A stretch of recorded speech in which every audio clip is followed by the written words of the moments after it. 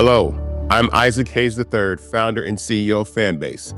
And right now we're accepting investors in our $17 million round to revolutionize the future of social media. Today, for just $399, you can own 60 shares of stock in Fanbase at $665 a share. Go to startengine.com/fanbase and invest today.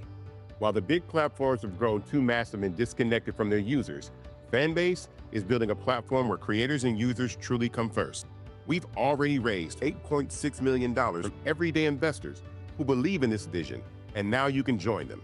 This is your chance to invest in a social media tech company with over 1 million users that is disrupting media by allowing anyone to reach all of their following and monetize their content from day one. The market is changing, big platforms are failing to serve their users, and Fanbase is stepping up to fill the gap. Don't wait until it's too late. Invest now. Invest for yourself and your future. Go to startengine.com/fanbase and own the future of social media.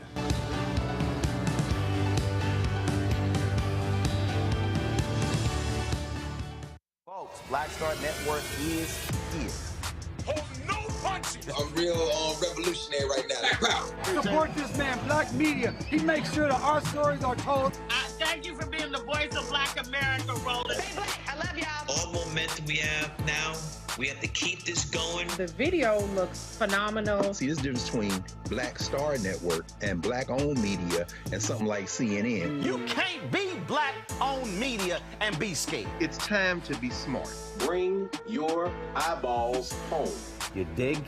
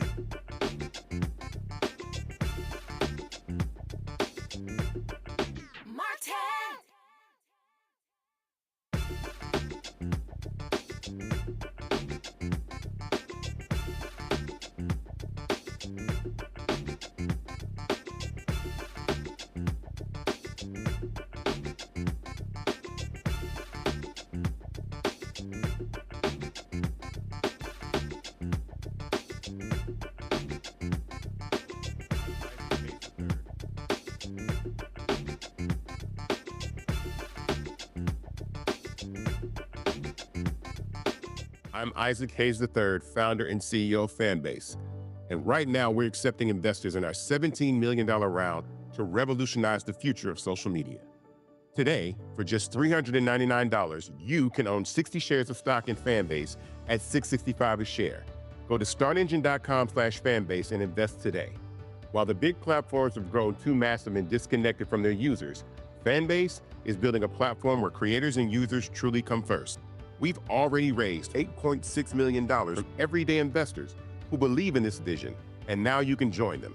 This is your chance to invest in a social media tech company with over 1 million users that is disrupting media by allowing anyone to reach all of their following and monetize their content from day one. The market is changing, big platforms are failing to serve their users, and Fanbase is stepping up to fill the gap. Don't wait until it's too late. Invest now. Invest for yourself and your future. Go to startengine.com/fanbase and own the future of social media.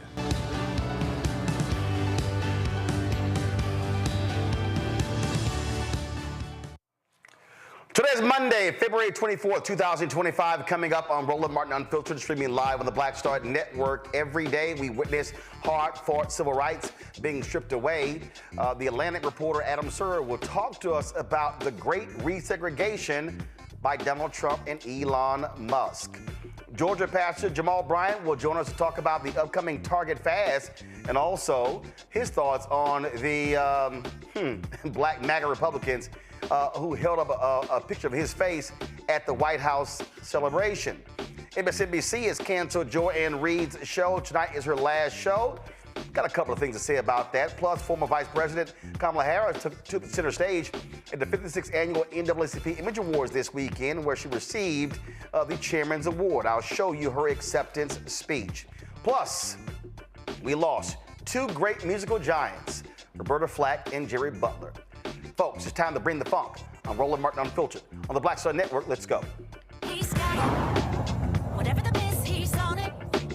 Whatever it is, he's got the scoop, the fact, the find.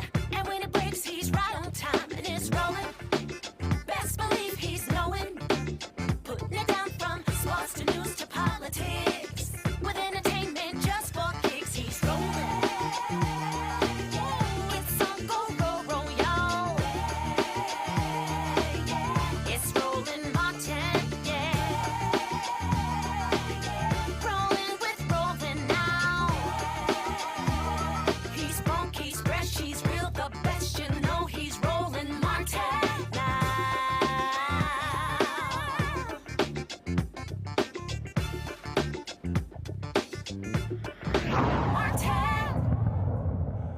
A couple of weeks ago, I did a breakdown saying MAGA is trying to defund Black America. And when you look at their attacks on Black folks and people of color, it's abundantly clear what they are trying to do.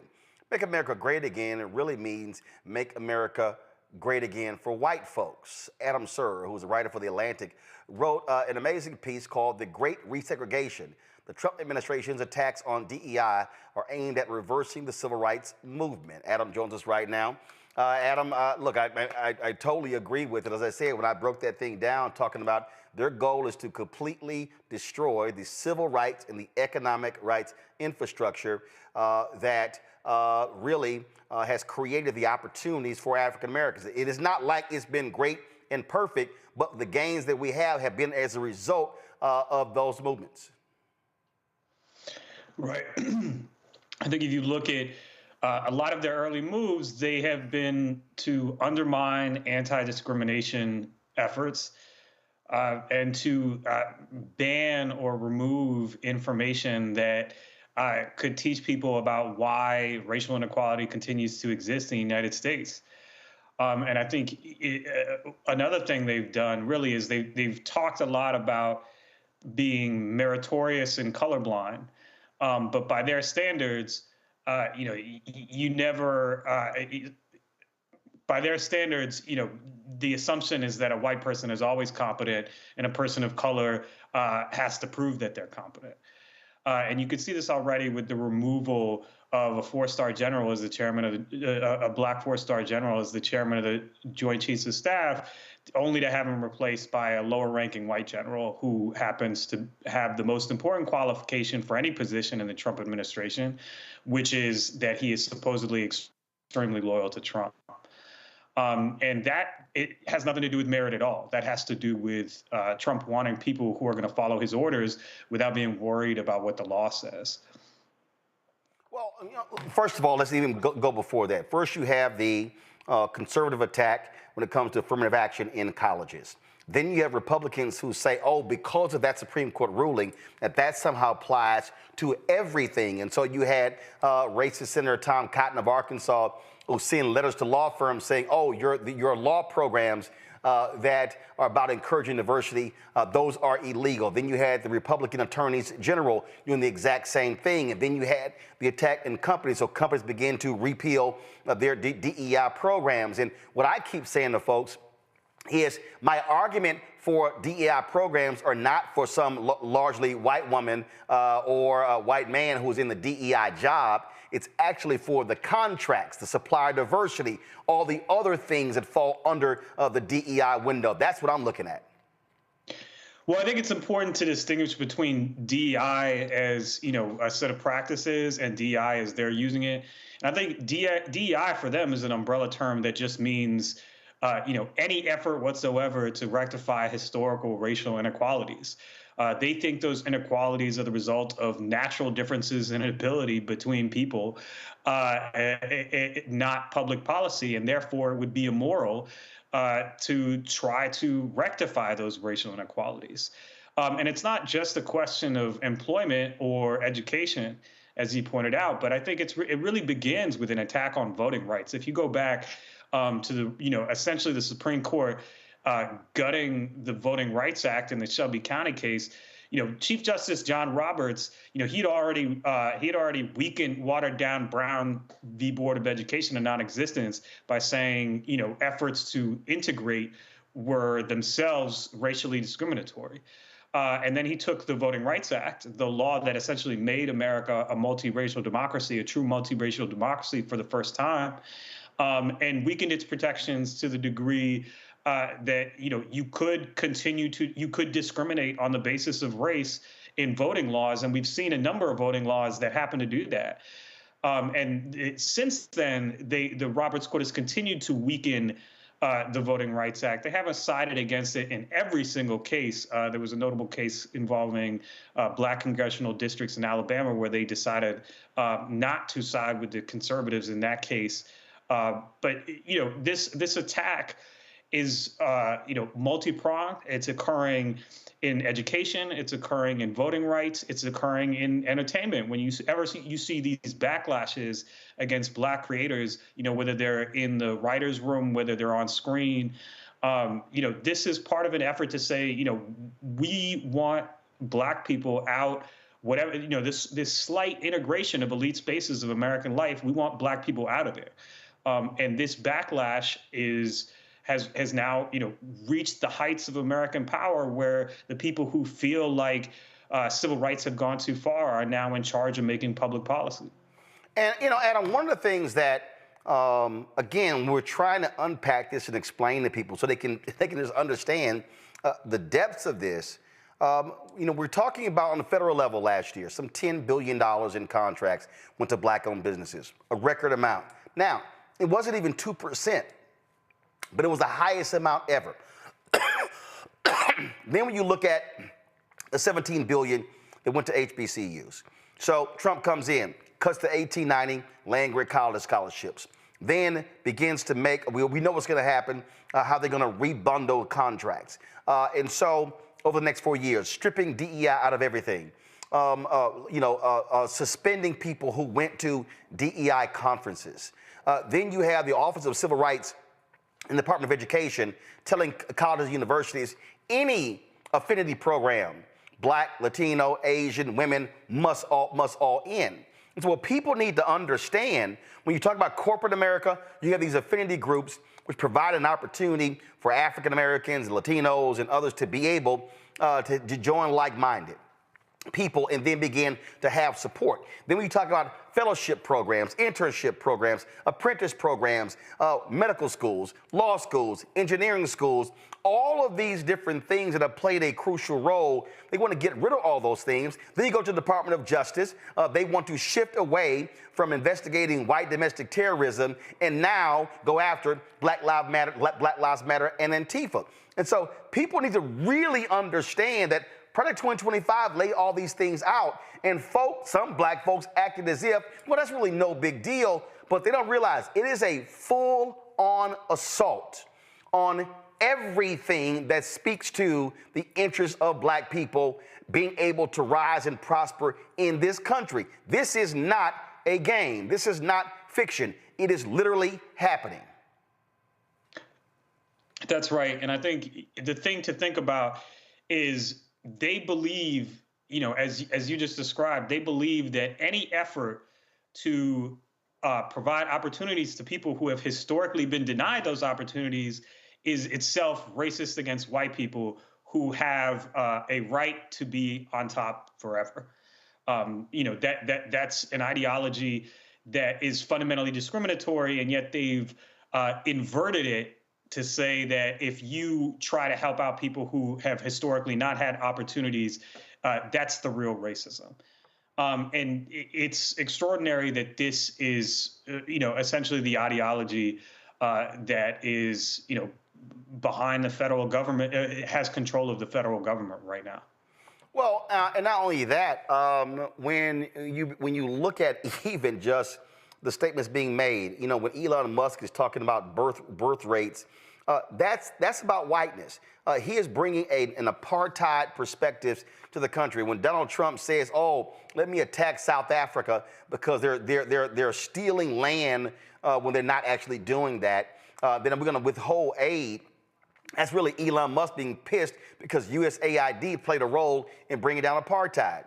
When you see these actions, and for the people who yell, well, that's right, we shouldn't be spending money overseas, they don't really even understand that a lot of this stuff was also, frankly, repayment for America colonizing countries and trying to fix the wrongdoing they were involved in. And so this thing is broader and deeper, and really what Trump and Elon Musk and Republicans are trying to do is completely decimate this system, this infrastructure, so it is nearly impossible to reestablish it if Democrats ever get back in charge.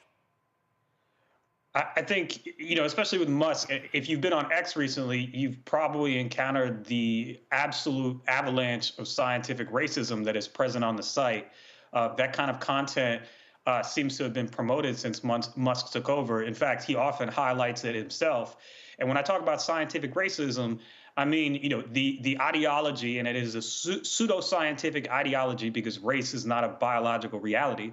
It is a pseudoscientific ideology that holds that race determines, your intellectual, creative, human potential. And so if you subscribe to that ideology, then it makes sense to discriminate on the basis of race because you have a sort of almost caste system-like belief about who is capable and who is not, who is capable of discharging certain responsibilities or performing certain kinds of jobs. And unfortunately, that kind of perception it seems to be very popular among the people who have a lot of power in this administration. I mean, Musk himself, as I said, has promoted scientific racism on numerous occasions, and that when you have that kind of worldview, then you just assume that, as conservatives seem to have done recently with any, catastrophic issue, that if something goes wrong, then it must be the responsibility of a person of color who did not really earn their position. Yeah. Aren't you getting a kick out of it was DEI that caused the plane crash, and then we found out the pilots were white?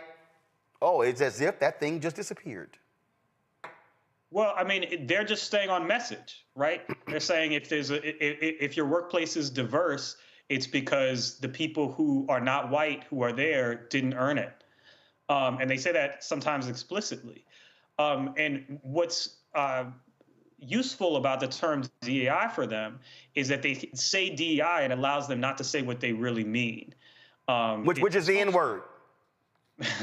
And sometimes, yeah, sometimes they're saying DEI with a hard R, correct.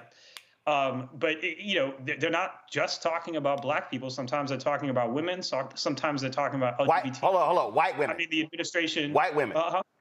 Yeah. Sometimes they're obviously not interested in protecting LGBT people from discrimination either. So this is really about reordering society into the sort of traditional hierarchies of race and gender that they feel are appropriate, and using government power to do that. Here's what I have been saying to people. In fact, I was saying it in real time. That this is what we saw. First of all, in May will be the 5th anniversary of the death of George Floyd. And here's the death of George Floyd and the reaction to it is what I think truly scared white America. And this is why I say that. Because, first of all, this was the first black movement that in the history of America where a majority of Americans agreed with it, the Black Lives Matter movement. And I think there are forces in white America say, especially on the right, oh, hell no. And let me be real clear to people who are watching. This is not just Republicans, some white Democrats as well. That was the basis of what I laid out in my book, White Fear. And so what do we then have? They saw young white people, young Latino people, they saw young people embracing the movement, demanding change. I never forget, Adidas announced that they were going to do a $10 million donation, and have a certain percentage of new hires.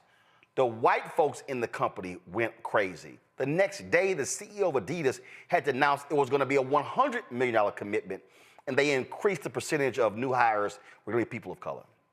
So what happened in 2021? Attack Black Lives Matter. What happened in 2022? Attack critical race theory. What happens in 2023? Attack woke. 2024, DEI. All of those things were all a response to the national response to George Floyd.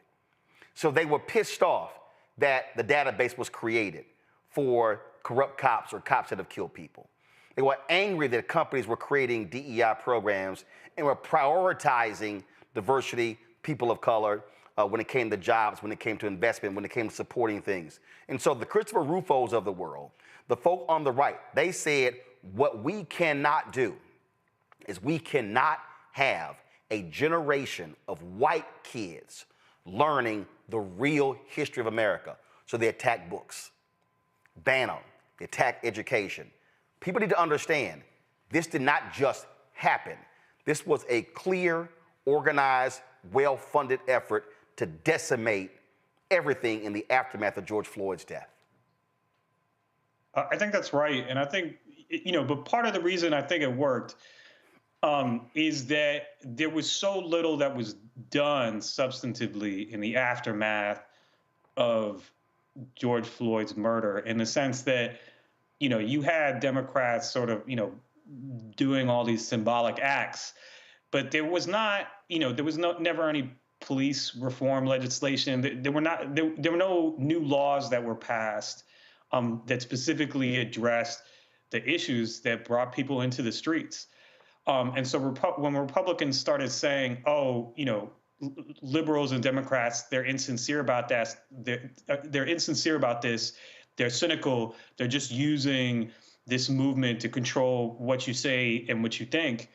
I think that resonated with some people, in fact, because they did feel like the Democrats were insincere in their commitments to Black equality, that they were cynical, that they didn't mean them, and that as a result of that, it might have been easier to convince people to stay home in 2024, or convince people that, these issues were not going to be as much of a priority for the Trump administration in terms of attacking the foundations of anti-discrimination law, that wouldn't be one of their primary goals. And unfortunately, now we're learning, just how important it is to them.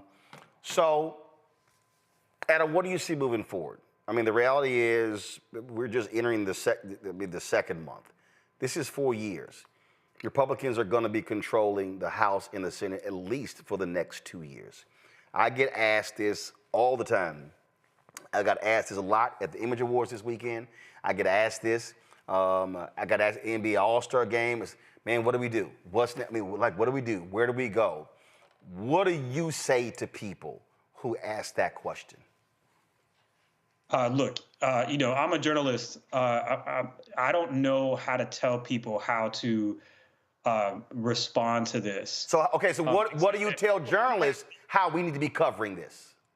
Well, I will say this, right now, most of the things that Trump is doing are unconstitutional. He is trying to do by executive order, things that require Congress. And so the question is, how much of this are the courts going to stop, and how much is Donald Trump going to listen to the courts? But ultimately, enforcing the Constitution is going to be up to the people. People have to respond to what this administration is doing and let them know that they are unhappy with this stuff. People are going to have to get involved and assert their priorities in order to counter this if it's something that they want to stop. They're going to have to be active. They are not going to be able to rely on the right-wingers on the Supreme Court or the conservatives, the Trumpist conservatives in the judiciary to protect their rights. They're going to have to do that. And I don't have a roadmap for how they should do that because I'm not a political strategist. But I do think that ultimately it's going to be up to the people to protect their rights because the institutions in American life that were set up are surrendering one by one to Donald Trump. All right, Adam Serwer of the Atlantic, folks, be sure to pull the article up. Check out his piece, The Great Resegregation with the Atlantic. Adam, thanks a lot.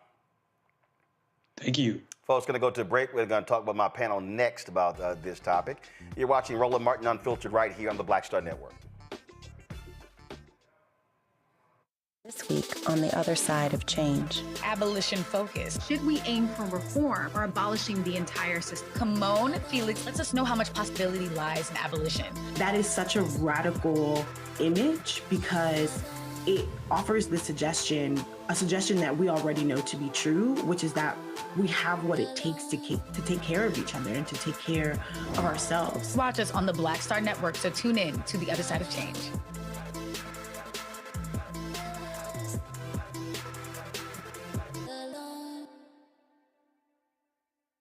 On the next Get Wealthy with me, Deborah Owens, America's Wealth Coach, have you ever had that $1 million idea and wondered how you could make it a reality?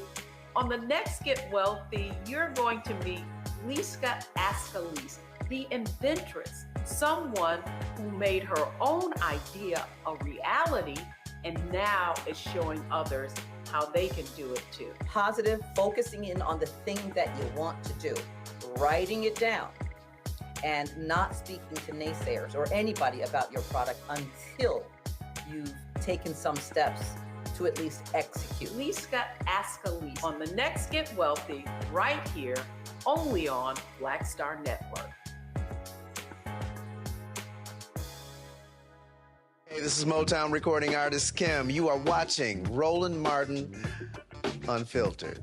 That boy, he always unfiltered though. I ain't never known him to be filtered. Is there another way to experience Roland Martin than to be unfiltered? Of course he's unfiltered. Would you expect anything less? Watch what happens next.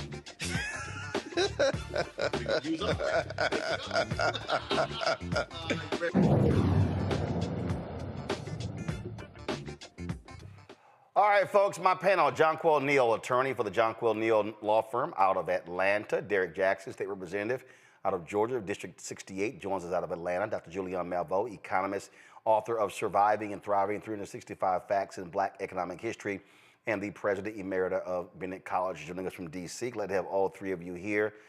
Derek, this is very simple. I'm going to start with you, and that is, again, this is all about how do you attack the economic and the civil rights.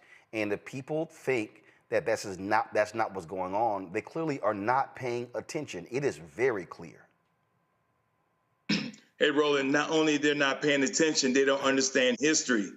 This is not the first time individuals try to resegregate us. If you go back to the times of Reconstruction, when Frederick Douglass and those started passing the 13th Amendment, 14th Amendment, and the 15th Amendment, folks were upset when Woodrow Wilson became president. Grand Dragon himself did not like what was going on. Then they formed the KKK. And so if folks don't understand what's going on, they're sleeping at the wheel. Here's the bottom line, Roland. If I may evoke the spirit of Joe Madison, the Black Eagle, we know what's going on. The real question is, what are we going to do about it? We got to do more than just stay silent. We got to show up and show out. We got to boycott. We got to protest. We got to let our voice be heard because our ancestors prayed too hard and prayed too long and suffered greatly for us to just stay silent. And so that's the real question. What are we going to do about it? And here, starting in Georgia, we've been doing a lot. We've been making our voice heard. We've been protesting. We've been boycotting Target and others. We just cannot stay idle because the future, Roland, is going to look back at this time and ask, what did we do in 2025?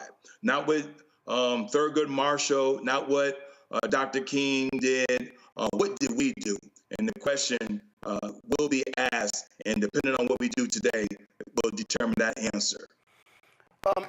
Julian, one of the reasons why we have to do what we do, because we got to walk folks through what all this stuff means. And it literally is a civil rights, a legal, an economic, an educational assault. It is in all areas, and it is happening on the federal level, the state level, and the local level. And too many of our people are asleep at the wheel, focusing on other things, not realizing what is really going on. And if they don't wake up, it is literally going to be too late.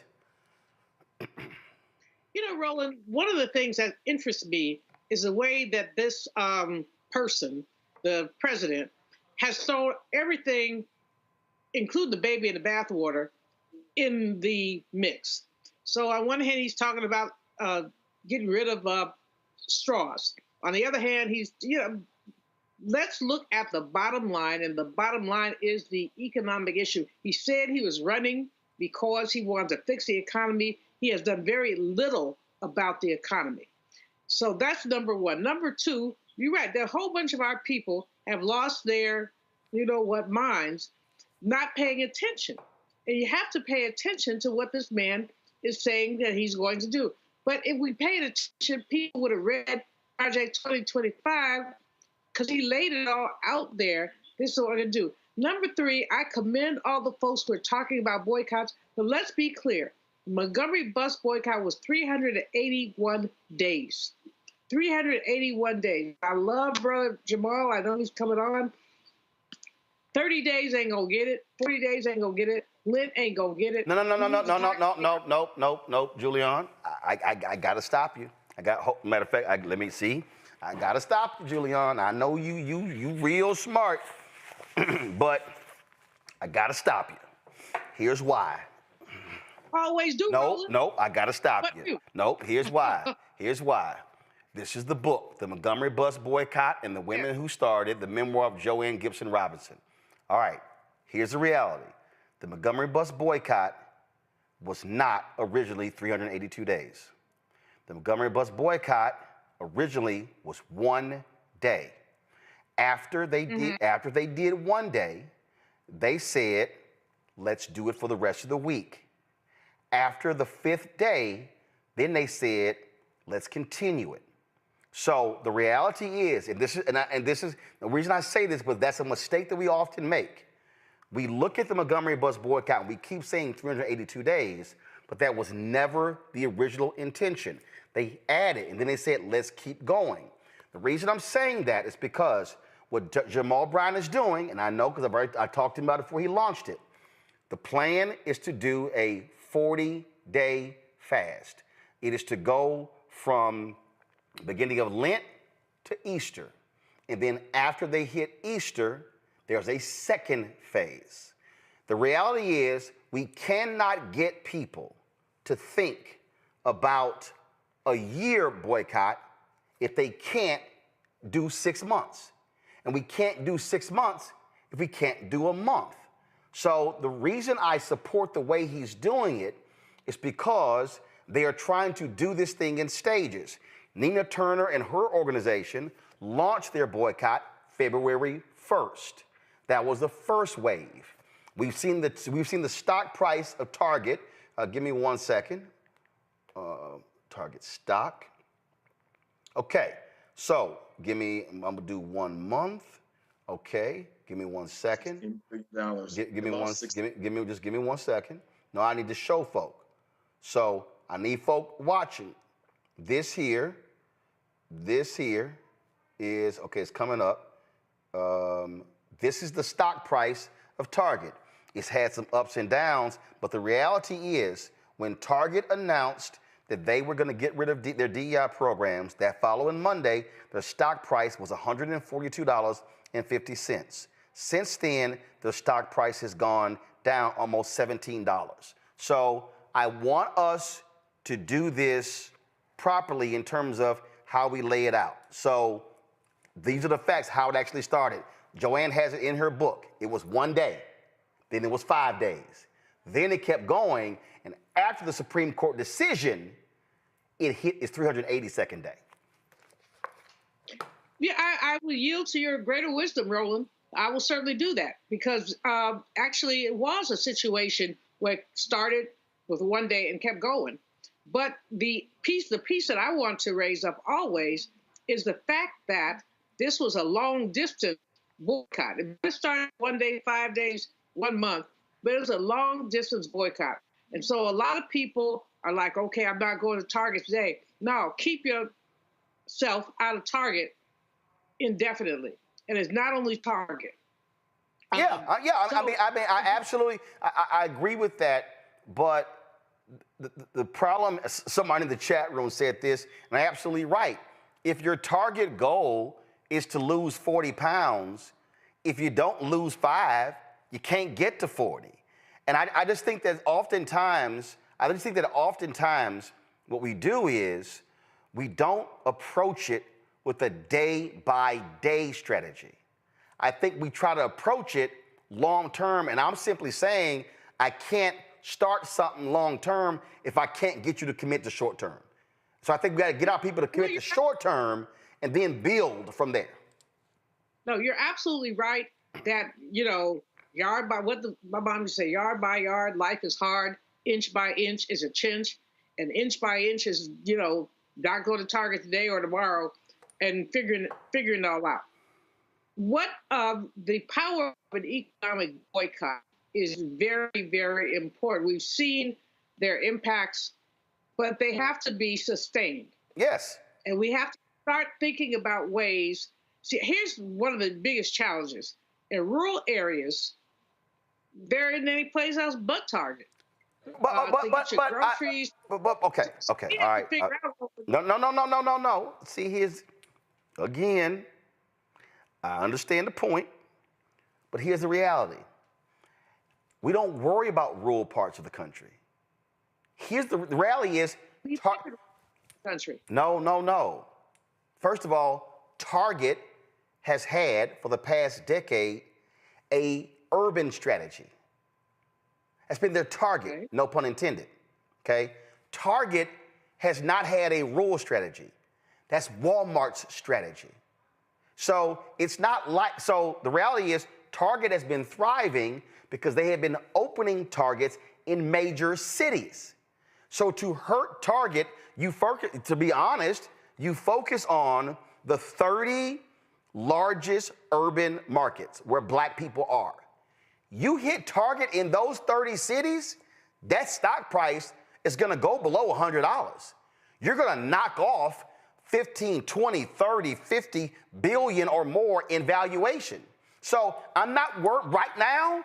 I'm actually not worried about rural America. I'm focused, if you hit Target in the 30 top cities, you are gonna decimate their stock price and their market valuation. So we know if you live in rural parts of America, that's the only store. Hey, do what you got to do, but really the focus is really in those top places. Let me go to John Quell, because John Quell, the legal strategy has to be a part of this as well. The lawsuits, the class action lawsuits. We're seeing how the various groups are suing the federal government. But we've got to have our legal folks suing these companies as well. If you got the white conservatives like Ed Blum using the 1866 Civil Rights Act against black people, we got to have a legal strategy going after them. I mean, that is an interesting dynamic and point, Roland. We've certainly heard about the lawsuit, the first major one, which was with the federal district court in Maryland that has blocked Trump some of his DEI orders. But as it relates to certain facets of it, not in totality, but there are injunctions where he cannot move forward with certain portions of eradicating DEI. As it relates to your standpoint at the state level, with attorneys mobilizing locally to sue these companies, that's an interesting construct, and one that I think would need to be fleshed out, and it's something, this is what I will say. Where everyone is in America at this point, everyone is terrified, they're scared, they're anxious, they're avoiding the news, they're avoiding the issues, they are not confronting these issues. And frankly, that's an idea or a construct that would have to be mobilized in order for that to even see what that framework or what that would even look like, whether that's at the state level or the federal level. So that's an interesting construct as it relates to attorneys mobilizing in that manner, suing these specific companies. That's interesting. So that's something that we would have to mobilize. And I'll tell you, right, I'm a millennial. And I'm on this panel. My generation, we were not alive during the civil rights movement, okay? And frankly, I would say that a lot of us need help with mobilizing, as we did not have to. We didn't come up during that era. That's not something that hold up now, hold up. I'm just telling you, we learned about it. Hold up. But arguably the civil rights movement ended with the death of Dr. King in 1968. But in the early 1980s, you had the apartheid movement. In the 1990s, you had the Gen 6. You had Trayvon Martin. Right, but we were kids. No. Okay, hold up. Let me just see. Hold up. See, I hear y'all. I'm telling you. I hear y'all, but hold up. I was born in the 80s, and I'm okay. Wait a minute. I'm at the top. No. See, that's nice. See, hold up. Nice. You said you were born when? In 85. I was born in 85. I'm at the top end of the. No, boo. You were 21 when the Gen 6 happened. This is what I'm saying. No, I'm not done. I'm not done, John Quell. Continue on. I'm not done. Continue on. When the Gen 6 happened in Louisiana, some 30 and 40,000 people mobilized in Louisiana. You were 21. Trayvon happened in 2012. You were 27. So the reality is, wait. Okay. Then Michael Brown. Then why is it escaping me? Eric Garner. So the reality is, there have been movements, there have been actions where people have mobilized when you have been in your 20s and 30s. So the civil rights movement is one thing, but we've had events that have happened in the 70s, in the 80s, in the 90s, in the 2000s, in the 2010s, now the 2020s. So nobody has an excuse where they can't get involved in something, because shit has gone down in every generation. So that's not what my point was. Okay. What's your point? I'm aware, and we're aware of those things that are happening. But what is going on now is, in my humble opinion, is fairly radical. It is something that we have not seen before. And just talking amongst, people in my age group, they want to be involved, but they're not sure. And a lot of people are taking an avoidance standpoint because their anxiety is so high. So what I'm merely stating is that with mobilizing and the different efforts, and I'm aware of the Target effort that's coming down on March 5th, but I'm just saying as a whole, I definitely, humbly speaking, is saying that I think that, this is somewhat uncharted territory. It may not be. Maybe I'm wrong. No. I'm saying. Listen, I did something last week, and it's just, to me, it's the real deal. I think too many people who are millennials and Gen Z are making excuses. I got the whole deal about it's a lot going on. Folk are, I forgot the word that you used. Anxious? No, not that one. Oh. It's how they're feeling about what's going on. But the reality is, folk who are millennials, they were here when George Floyd happened. They were here when Eric Garner happened. They were here when Michael Brown happened. They were here during the Black Lives Matter movement. The problem is, folk today, to Julian's point, ain't put their marathon shoes on. They had their sprint shoes on. The problem is, folk figured, oh, Obama's elected, we good. No. When Doug Wilder was elected the first black governor of Virginia, we were not good. When Thurgood Marshall became the first black on the Supreme Court, it wasn't like, yo, we good with racism in the criminal justice system. And so what has to happen is we got to have folk stop checking out. I said last week that my issue with folk who are 18 to 50, my issue with people who are 18 to 50 is that they have been making withdrawals from the bank of black social, from the bank of black justice, and they ain't made no deposits. That the generation that was going to the council meeting, was going to the school board meeting, was going to the county commissioners meeting, was going to the state capitals, was coming to Congress, the folk who were mobilizing and organizing, the folk who were working the polls, the folk who were precinct captains, the folk who were going door to door, knocking on doors, trying to get people to vote, the people who were forming civic clubs and community clubs, who were neighborhood watches, those folks, like my parents, are now in their late 70s. And some of them are becoming ancestors, or some of them are retiring. And so this is the moment when I need I need Gen X and millennials and Gen Z to step their ass up. And if somebody says, well, I don't know where to go, I said, what it lays out in Nehemiah, you start right in front of you.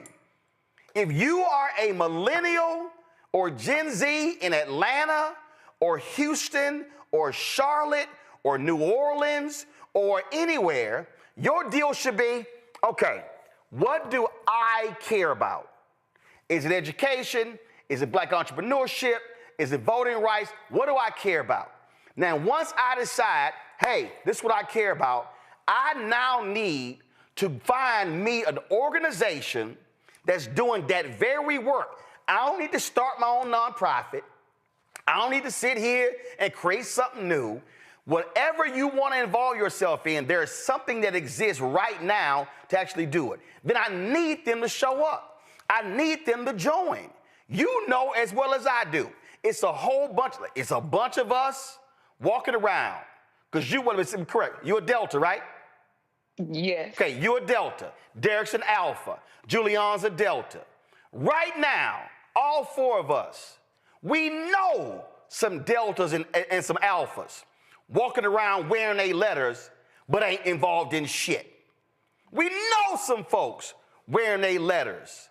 And even if you don't even want to go to meetings, but damn it, at least be financial. At least join the service project. We know this. So the problem is, we got to be willing to challenge some folks saying, what did the late Joe Madison always say? What are you going to do about it? And the struggle that we have right now is that generation that took us from the Black freedom movement known as the Civil Rights Movement, and then took us through the 70s, and took us through the 80s, and took us through the 90s, and brought us to 2000 and 2010 and then 2020, those folks, they truly are tired. And when I think of the brothers and sisters that made Atlanta, every Negro in Atlanta who is calling today the Mecca, that's because it was some folk that elected Maynard, that elected Andrew Young, that re-elected Maynard, and elected Bill Campbell, and elected Shirley Franklin, and elected Kasim Reed, and elected black mayor after black mayor. But it's been close the last 2 or 3 times. Atlanta almost came close not having a black mayor. So I just need folk to step up and stop stepping out. How, with the state of things and where they're at, how they can get involved. And you, why? I don't understand why they're unsure. What? I don't understand what that means. I really don't. What do they care about, and have they joined anybody? Well, that's a fair question. That's the problem. I mean, that's a fair question. I'm telling you right now, in every major city in America, I can guarantee you there are multiple organizations, Derek, that exist for folk to join. But here's the most important thing, Derek, why it doesn't matter, why it doesn't happen. Because it's called accountability. Because see, Derek, it's easy to talk shit about what not happened and what needs to happen when your ass don't join nothing. Right, right. Not only they don't join anything, Roland, they're comfortable, right?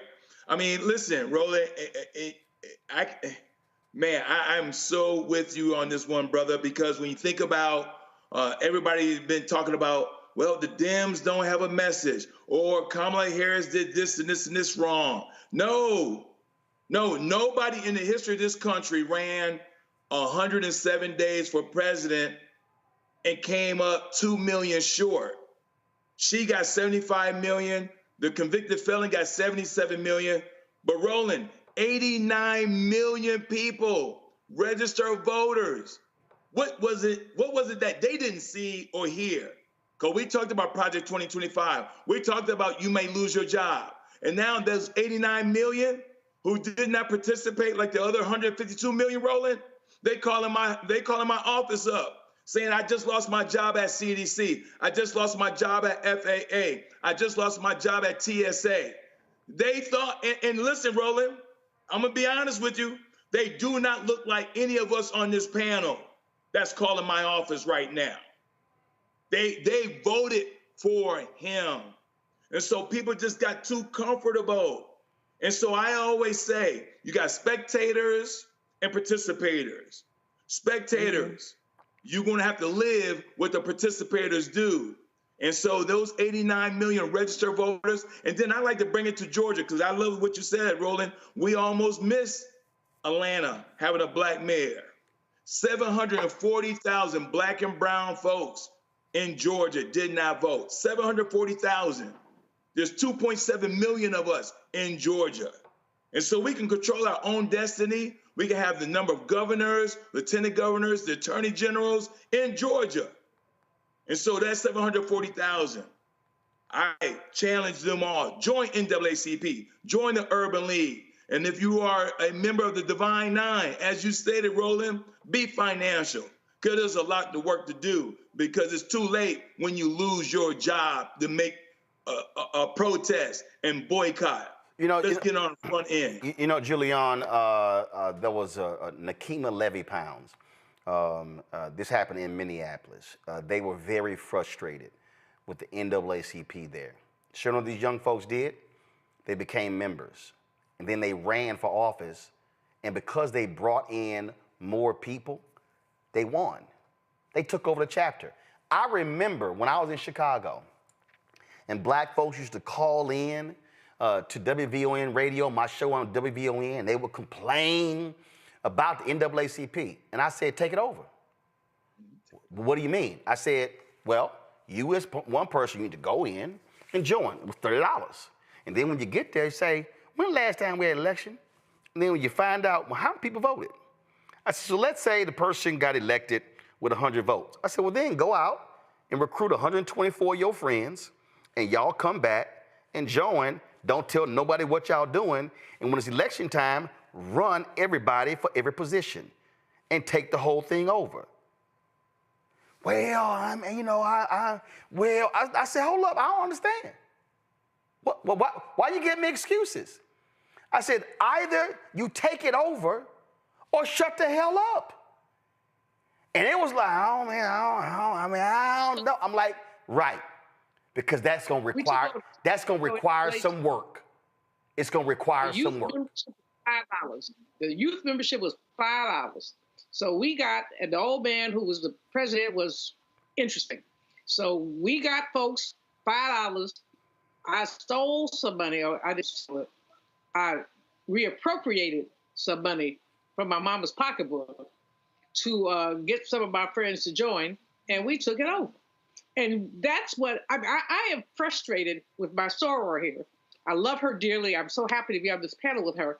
But I'm frustrated by the young folks saying, we don't know what to do. The playbook is out there. You do know what to do, and we must do it. I'm lining up with my brother who's talked about what's happened in Atlanta. It's happening all over the country. Our younger people are sitting back like they don't know anything. But hell, they came up under us. They got to know something. They've got to know something. And here's the bottom line here. What we see is a conspiracy of silence. I'm so glad you have the brother on from the Atlantic to talk about the resegregation, because it's really important what's happening. What we're seeing is a lot of people, they not in it. I just had one of my white neighbors telling me, I don't even know why she talks to me, telling me, though, that her niece got laid off from a health lab somewhere in the middle fiddle somewhere. She's like, well, what can we do? I tried to keep my language clean, but I'm thinking, if you had not voted for that man, we would not be in this situation. So the fact is that some people do not believe that fat meat is greasy. They do not believe that Project 2025 was a playbook, and now we're all feeling it. And I don't think there's anybody on this panel or anywhere else who would say government could be streamlined. But streamlining government and wholesale layoffs, 5,400 here, 3,000 there, USAID workers stranded abroad. That's not what they voted for, but that's what they got. Got it. And so we move ahead into 2026 midterms. Actually, you can't get to 26 until you deal with 2025 local elections. Let me let John Quell respond, and then I got to go to a quick break and then go to my next guest. Go. I'm going to say this real quick. I think everybody is missing my point. My point is not to state that I'm unaware of how to be active. I'm extraordinarily active in the community. What I was stating is that my generation specifically did not grow up under the conditions during the civil rights movement with having to deal with racism to that magnitude to the day-to-day. And as a result of the hard work that our ancestors and frankly my parents and other people have had to put in through their tenure so that we could have the life that we have had in America, it has developed into a level of it being stagnant or being uninvolved as a result of that. And what I'm stating is that the state of the country at this juncture is beginning to outwardly appear that it is really going back to that way, although there have been significant incidents after that. But my point is that it is coming out that it is affecting people's day-to-day in that kind of capacity. And that's what I meant by relating that back to the civil rights movement, to where I think more people are wanting to be involved and are more anxious, and they are scared to the degree that those back then during those times where some of these other instances over time may not have affected them to that level of intensity. I made that clear. No, I got your point, and I'll say this here before I go to break. I think the problem for and I often refer to myself as a post-civil rights movement baby. The problem for post-civil rights movement babies, and that's Gen X, that's millennials, that's Gen Z, and now Gen Alpha, is that, as I said, we are still living off of the hard work of baby boomers in the previous generation. Correct. And a lot of us fell for the okie doke. We actually believed that we would not have to fight racism. We actually fell for the okie doke. And I was on CNN telling people, don't believe that BS, that we lived in a post-racial America. Many of us were shielded by parents from the harsh realities of redlining, of segregation in homes, and the things that we encountered. So we actually believe that we lived in this, as that scene from Scandal, when a man says, you're running around as bombs are going off, and you're mistaking it for a field of daisies. And so what we have to recognize is now that Gen X and Millennial and Gen Z and Generation Alpha is now faced with the reality of what they're doing, the question now is, are they going to wake the hell up? The question now is, are they going to get their asses off the sidelines and get away from the brunches and get away from taking 8-10 trips a year and doing all, and listen, we all have done fun things, but are they going to get in the game? Are they actually going to be able to do something? Are they going to sit here and step up? Are they going to join organizations? Are they going to recommit themselves to the advancement of Black America? Because if they're not going to recommit, if they're going to stay on the sidelines, if they're not going to get involved, then they're going to get exactly what the opposition is going to do, and that is they're going to run roughshod over this system while too many are sitting idly by, as I said, engaging in bullshit conversations about a housewives show, or if LeBron and Michael Jordan is the GOAT, or some other stuff. I don't give a shit what Married to Medicine is talking about. I don't give a damn about no Hollywood, Zeus Network. I don't give a damn who Jocelyn is fighting.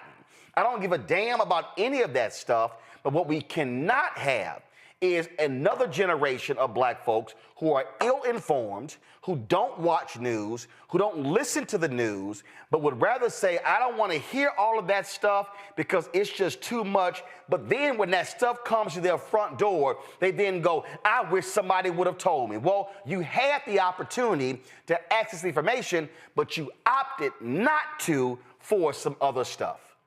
And that's really what we're being faced with. I'm going to go to a break when I come back. Pastor Jamal Bryant attacked the White House. He's got some words to say about that. Also, launching targetfast.org. We'll talk about that as well right here on Roland Martin Unfiltered on the Black Star Network. Support the work that we do. You see me rocking my shirt, Black-owned media matters. But here's the whole deal. We can't just talk about Black-owned media. We can't talk about, oh, I wish they would cover this stuff. We can't just sit here and be mad that MSNBC has canceled Joy Reid's primetime show. We can't be mad about these things if we don't actually financially contribute to the building and the sustaining of Black-owned media.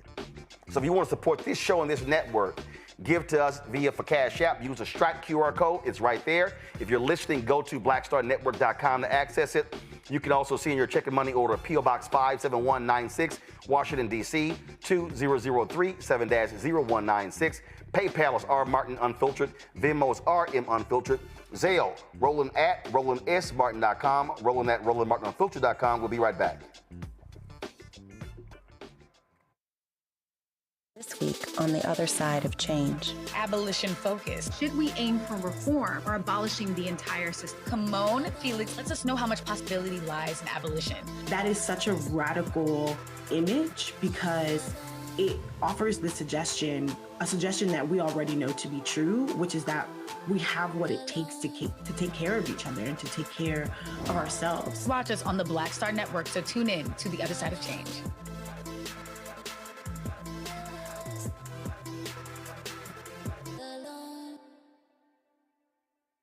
What's up, y'all? This is Wendell Haskins, a.k.a. Win Hogan at the original T-Golf Classic. And you know I watch Roland Martin Unfiltered.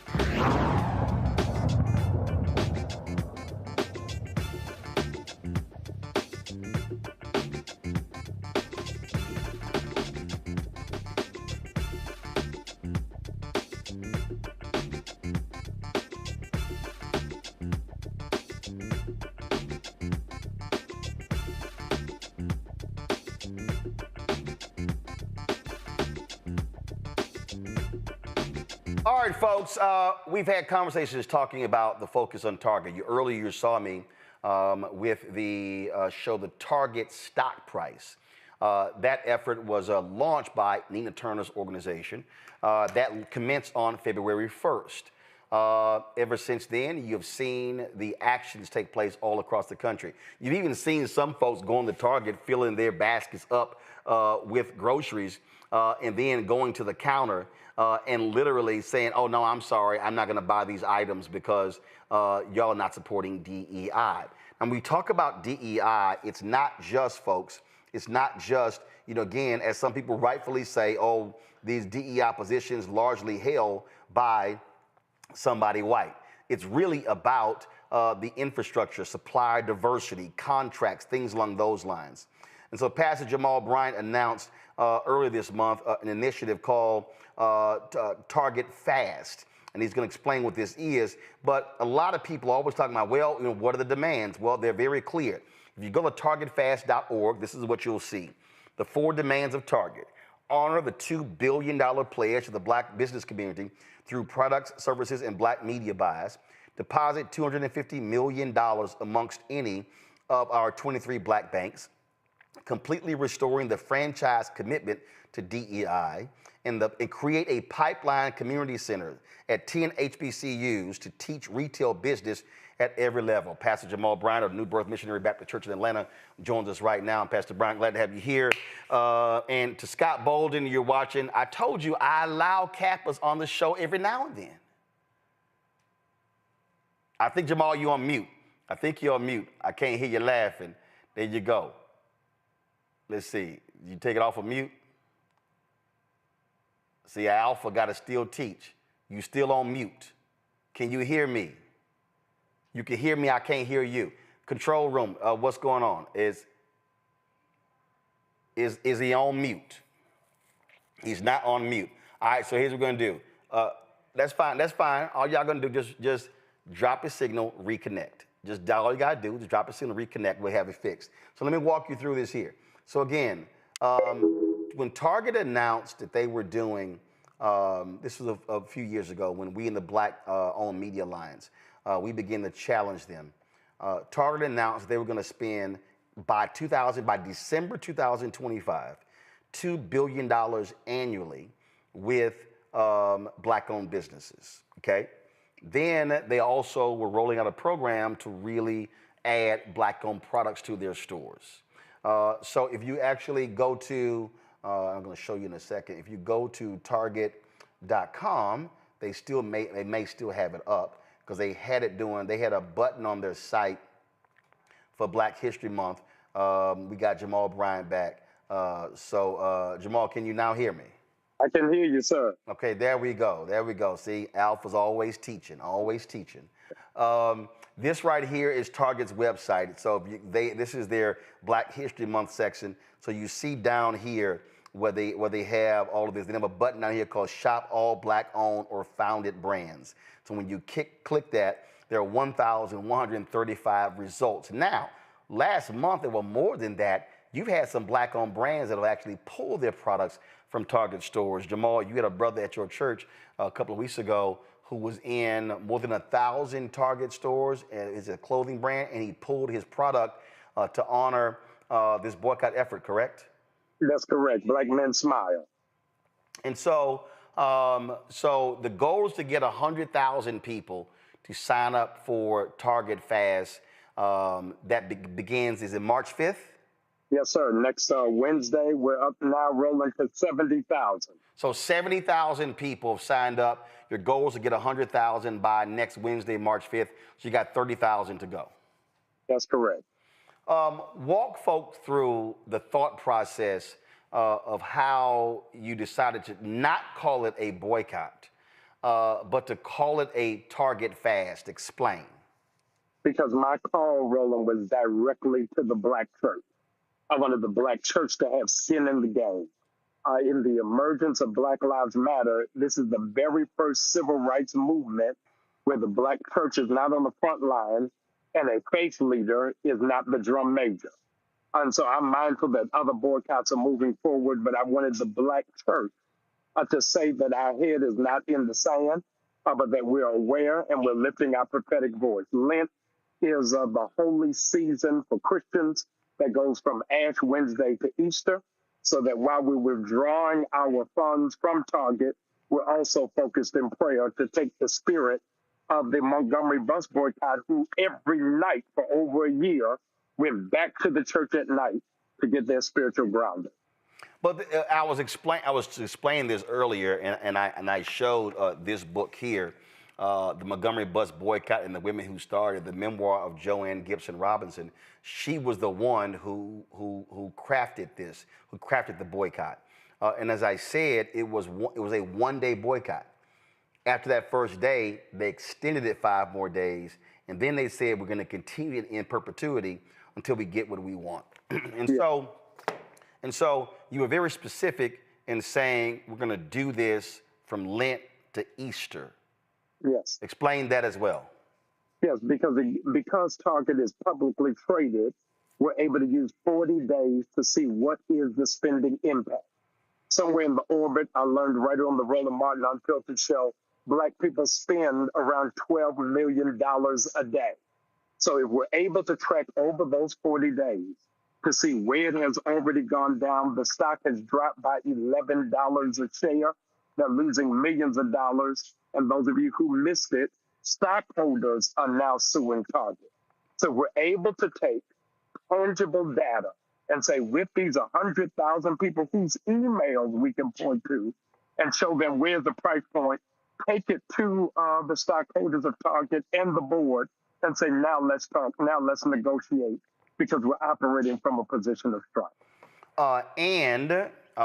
If you go through that piece, and then after Easter, there's a second phase if you decide to continue that, correct? Yes. So 40 days is our initial rollout. It is not the end of the journey. It is really for us to have a benchmark to see where we are and how we proceed. The stockholders meeting is on June the 8th in Minneapolis, June the 5th, in Minneapolis. And so we're prepared that we'll go there if it extends that long. But the way all the reports are coming back, that Target is underperforming, I don't think they'll be able to sustain until that board meeting. And the thing that and you know this because I'm always saying this in our chats and everything else, is that we have to study Operation Breadbasket and how they did it and what they did, and understand that it must be properly organized and mobilized. People call for boycotts, but if it ain't organized and mobilized, it's absolutely going to fail. So by having a very specific organization and mobilization, and again, as I said, Nina Turner and her group started on February 1st. This is another piece of it, not tied directly to it, but it adds to it. And so, as I said, as I showed earlier, if all of a sudden here we are, and then we come back here. And let's say at the end of after Easter, and if we come back and all of a sudden I'm able to click this 1 month right here, and all of a sudden I see that Target stock goes from today $125.77, and it goes month. It's right here. Target stock is down 8.79% or $12.12 in the past month. That's critically important. If that thing drops to 120, 115, 110, they are losing market cap. They're losing billions of dollars. And that's what people have to understand. But if it's not organized and mobilized, it will absolutely fail. Yeah, this is the information age, and knowledge is power. When we're able to roll out tangibly what is the data, men lie, women lie, numbers never lie. And so when we're able to roll that out, I think that we're able to have a greater impact, and it changes our position. We're not asking Target to do us a favor. We're asking Target to be a partner, because we're longstanding in the community. We always banter about that we have $2 trillion worth of spending power. Now let's lean on it and show where our real strength is, not just as consumers, but conscientious consumers. Before I go to the next topic, I want to go to each one of my panelists for questions specifically about this. So let me start with Julian. Julian, what's your question for Jamal Bryant? Hey, Jamal, good to see you. Appreciate you, and I know your parents are very proud of you. I hope so. You have laid this out with Target. What's next? Is it going to be continuing with Target or finding another predatory capitalist that we also need to boycott? Yeah, I think that Target is the first, as our other dear panelists are shared, about the shift of mindsets of generation. Don't forget that the large bulk of this generation was born under Obama. And so I think it's very important that we just shoot at, no pun intended, one target at a time. As I keep saying, Target is the first, it is not the last, and it will not be the only. But this generation needs to see a win. And so I think if we hone in on Target and then from there, whether we go to Walmart or Amazon, but I want the generation to be able to find its wings and its legs and say, we did it here, now let's move on to the next one. But I want to do it one at a time. And I think the other reason why you do it one at a time is because you have to learn best practices. 2, you don't have to always hit 10. You can hit 1 and the other 9 are going to see and say, I am not trying to have that smoke come my way. Yeah, that's what McDonald's is feeling from the pullback of the Latino community, even in this moment. And so all of them are huddling, trying to figure out how do we resist the wind so it doesn't turn into a whirlwind. The old quote is, we're not outnumbered, we're out-organized. And so I think if we organize in this era, then this administration and these corporate factions will be mindful that these Black people aren't just coming up with hashtags, but they're really mobilizing to make an impact. Derek? Dr. Bryant, always good seeing you, sir. My question is around mobilization and organization. And you certainly don't have to share your strategy on here, but it just seems like the more that we do in terms of mobilizing and through that organization, through Black churches, through the Divine Nine, through NAACP, Urban League, are you also having conversation with those organizations as well?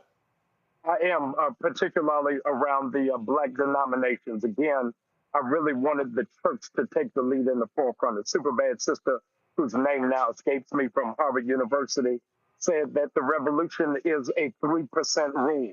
You don't need everybody to do it, but if 3% of the population get a made-up mind, they'll change policy, they'll change culture, and they'll change society. Let's not forget in our fantasy island memory of Dr. King that the reality is most of Black America wasn't supporting Dr. King at the time of his assassination. The Baptist Convention split. So we don't need everybody to do it.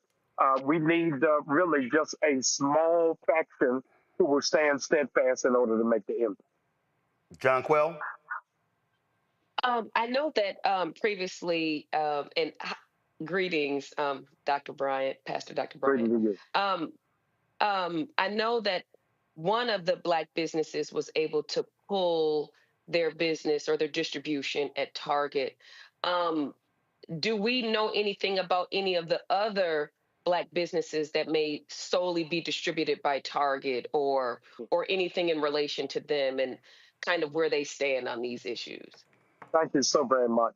What I neglected to share is we've partnered with the Black Chamber of Commerce. So when people register at targetfast.org, within the hour, I email them a Black business directory of 300,000 Black businesses around the country. We send an invitation to all of the vendors who are in Target to know that if they come and be a part of this, they'll be prominently placed on the page. We don't in any way want to hamper or damage these Black businesses or Black families, but we believe that they can make that same level of impact if they do it digitally and do it online. So we've sent out that invitation. I'll have to ask Brother Ron Busby where we are on those numbers, but I do know that we've set up a platform so that they'll be able to thrive if they're prepared to make the sacrifice. Let's move on to the next thing. Last week, Trump threw a joke of a Black History Month reception at the White House. even though the other federal agencies can't do any commemorations. And as a result, some of his black MAGA minions had a video, they had a sign held up with your face on it. You see some of these folk here. And they roll that video of that one of those minions posted where they were waving the sign with your face on it. The White House. Oh yeah. And hey, everybody here, Kash Patel has been confirmed as an FBI director. Who's ready for some heads to roll? Let's go! Kash, I know you got the receipts. Hold them mother suckers accountable. Show all delete. Yeah, that's right. Jamal, yeah, that's right. So they did that, and you responded very clearly yesterday from the pulpit. Y'all been praying for me all week. You've been nervous all week, but I ain't afraid of the spooks that sat at the door. These runaway slaves hiding in the White House gonna throw my picture up thinking that I'm gonna be afraid. If you got real courage, don't show my picture. Show the picture of the one that fired the Black Joint Chief of Staffs from the military. If you gonna show a picture of the CEO of Target, Walmart, McDonald's, and Amazon that does not recognize black dollars or black business. If you gonna put up a picture of the state legislators in Florida that are banning black books. If you gonna put up the picture of the one who is stealing classified information from the IRS and Social Security. If you gonna put up a picture of those that don't want your mama to pay $35 for insulin and your child to pay $35 for inhaler. If you gonna put up a picture of those that are jailing children and separating families. I ain't ever scared. In case you forgot, I'm from the west side of Baltimore. If you got a problem, pull up on me.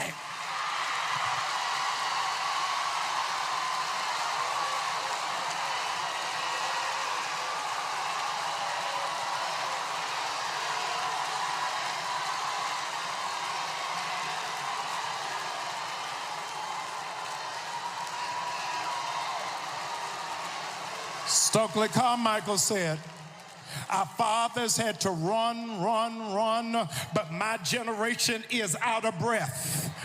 We ain't running no more. Yea, though I walk. And after being on the run for 26 years from Saul and Philistines, David said, my running days are over. We don't have to run anymore. You only run when you're scared. But you walk when you got confidence that greater is he that is in me than he that is in the world. Would you look at your neighbor and tell him, I ain't running nowhere. Be like a tree, be ye steadfast, unmovable, always abounding, knowing that your labor is not in vain. I'm not gonna run when nobody is chasing me, but I'm gonna walk like a smooth operator. I gotta walk because I understand that no weapon formed against me shall be able to prosper. All these other churches might not say nothing, but at 6400 Woodrow, we right outside of Decatur where it's greater. You got to understand that there is more for us than there are against us. Look at your neighbor and say, as long as we stick together, we ain't gotta run. Harriet Tubman said, whenever I tried to make our people be free, there were a few Negroes that tried to go backwards and tried to risk our freedom. I feel bad for them coons in the White House who are in there tap dancing for massa, wearing bow ties, shinning and grinding, laughing like nothing is funny. Get out of there, Negro, and stand with your people so that that you understand that God is on our side. And of course, like clockwork, Fox News came out with a story regarding comments you made about Minister Louis Farrakhan, asking you, have you condemned his attacks on Jews? That's what happened. Yeah, it's the same playbook over and over again. Is that they didn't speak to any of the issues from the sermon on yesterday, but immediately it is to discredit. So it's easy to talk about me speaking at the Million Man March than to talk about Elon Musk raising up the Heil Hitler sign. So I get it. But it is important that we remember Nelson Mandela's words, you don't let your oppressor pick your friends. So I think that we've got to keep focused on what is the main thing. So, I mean, absolutely. And, you know, for me, I made perfectly clear, you know, those are imps, you know, those are minions. Those are folk who don't mean nothing. They ain't in no policy meetings. They ain't making no decisions. They just happy to get an invitation. And I thought it was interesting what Tiger Woods now embraces being black, huh? Hey, listen, it never rains in Southern California. I don't know. I mean, he decided to show up to a Black History Month reception. I'm like, ain't that something? All right, again, Pastor Bryant, let folk know when the Target Fast starts. We start next Wednesday with 30,000 from our goal. Lottie-dottie, everybody, please go to targetfast.org. I need you to register. I'll send you a digital directory of 300,000 businesses. And today is our first day towards making a difference and impact. Roland, thank you so very much. I appreciate it. And I see some of y'all in the chat, y'all were saying, oh, man, Pastor Bryant sound muffled. I know why he sounds muffled. Y'all don't worry about it. I've already sent him some links to some items to get to correct that. So just go ahead and check your text message. And as always, you know, I when it comes You're to back. When it comes to technology, I don't play. I'm glad to be here. Thank you. Appreciate it, Doc. Thanks a lot. Love you, sir. You know, folk, again, let's be real clear. When you are doing the work, folk are going to get mad. And so all you got to do is just challenge folk who ain't doing the work. That's what you got to do, all right? So we're going to go to a break. We come back. We're going to talk about MSNBC, them canceling Joy Reid's show. She's on live right now. It's 7:44, 16 minutes left in her show. She's also going to be announcing on her show what she plans to do next. But I got some thoughts about what has gone down. You're watching Roland Martin Unfiltered on the Black Star Network. Support the work that we do. Join our Bring the Funk fan club. Now, some of y'all in the chat have been asking, how do we contribute? Via Cash App. Show it right now. This is the QR code. Cash App canceled all of our accounts because they changed their rules on the type of company you have to have. So, in order for you to give to us via Cash App, you can do so through the Stripe app. This is the QR code right here that you can just point your camera to, and it'll take you right to it to give via Cash App. If you're listening to us on the podcast, go to blackstarnetwork.com to access the Stripe QR code to give to us via Cash App. You can send your check and money order P.O. Box 57196, Washington, D.C. 20037-0196. PayPal is R Martin Unfiltered. Venmo is RM Unfiltered. Zelle, Roland at RolandSMartin.com. Roland at RolandMartinUnfiltered.com. Download the Black Star Network app, Apple phone, Android phone, Apple TV, Android TV, Roku, Amazon Fire TV, Xbox One, Samsung Smart TV. If you want to get our Roland Martin Unfiltered merchandise, go to rolandmartin.creator-spring.com or go to theblackstarnetwork.com. You can get our new shirts, Don't Blame Me, I Voted for the Black Woman, and hashtag We Tried to Tell You, FAFO 2025. And so do that, and also get a copy of my book, White Fear, How the Browning of America is Making White Folks Lose Their Minds, available at bookstores nationwide. You can get the audio version that I read on Audible. Thanks a bunch. We'll be right back. This week on the other side of change. Abolition focus. Should we aim for reform or abolishing the entire system? Kimon Felix lets us know how much possibility lies in abolition. That is such a radical image because it offers the suggestion, a suggestion that we already know to be true, which is that we have what it takes to take care of each other and to take care of ourselves. Watch us on the Black Star Network, so tune in to The Other Side of Change.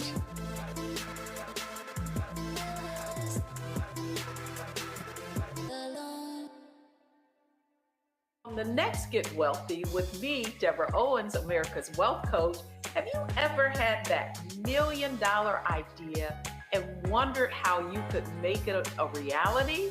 On the next Get Wealthy, you're going to meet Liska Askalise, the inventress, someone who made her own idea a reality and now is showing others how they can do it too. Positive, focusing in on the thing that you want to do, writing it down, and not speaking to naysayers or anybody about your product until you've taken some steps to at least execute. Liska Askalise on the next Get Wealthy, right here, only on Black Star Network. Hatred on the streets, a horrific scene, a white nationalist rally that descended into deadly violence. White people are losing their damn minds. As an angry pro-Trump mob storms the U.S. Capitol, we've seen shooting. We're about to see the rise of what I call white minority resistance. We have seen white folks in this country who simply cannot tolerate black folks voting. I think what we're seeing is the inevitable result of violent denial. This is part of American history. Every time that people of color have made progress, whether real or symbolic, there has been what Carol Anderson at Emory University calls white rage as a backlash. This is the rise of the Proud Boys and the Boogaloo Boys. America, there's going to be more of this. Here's all the Proud Boys, Dave. This country is getting increasingly racist in its behaviors and its attitudes because of the fear of white people. The fear that they're taking our jobs, they're taking our resources, they're taking our women. This is white fear.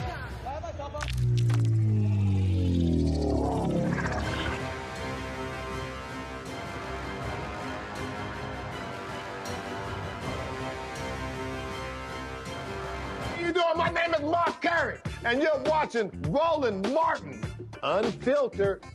Deep into it, like pasteurized milk without the 2%. We getting deep. You want to turn that shit off? We're doing an interview, motherfucker.